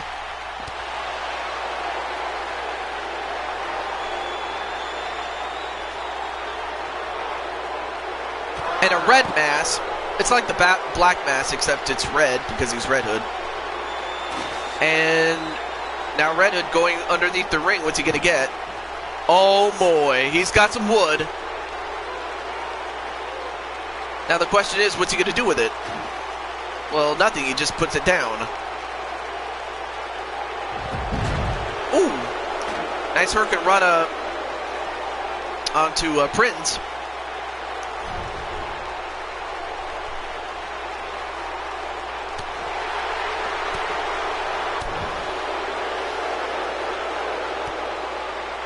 And a Moonlight Drive, a tribute to his favorite band, The Doors, and one of their songs. 1, 2, 3, it's over. The Moonlight Drive was enough to put away Red Hood, as he gets a huge win. Red Hood manages to eliminate Brock Lesnar, but there you see that spinning, that modified spinning neck breaker, the Moonlight Drive.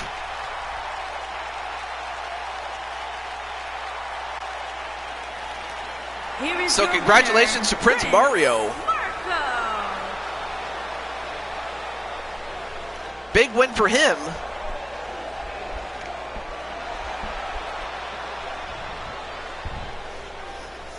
Wow. I don't know what else to say except that was a great match, though. But Moonlight Drive is the name of a Doors songs, and I love the Doors, and that's kind of why I gave you that finisher, because I just thought that was a great move that you could do to anyone, and it would be done. But I gotta say, Prince Mario, you did great, and also LOSA. Nice to see you as well, although unfortunately I am you're just in time for the end, I hate to say. But nonetheless, though, it's nice to see you there.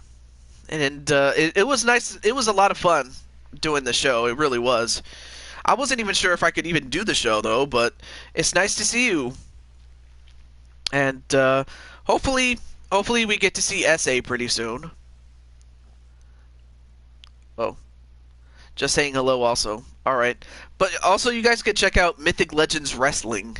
You know, my good friend Greg, that's the guy who runs the show, does a show every Saturday at about, I think it's noon Eastern, every Saturday. So it's a weekly show, and he does a great job with it. And it has and a lot of the mythics,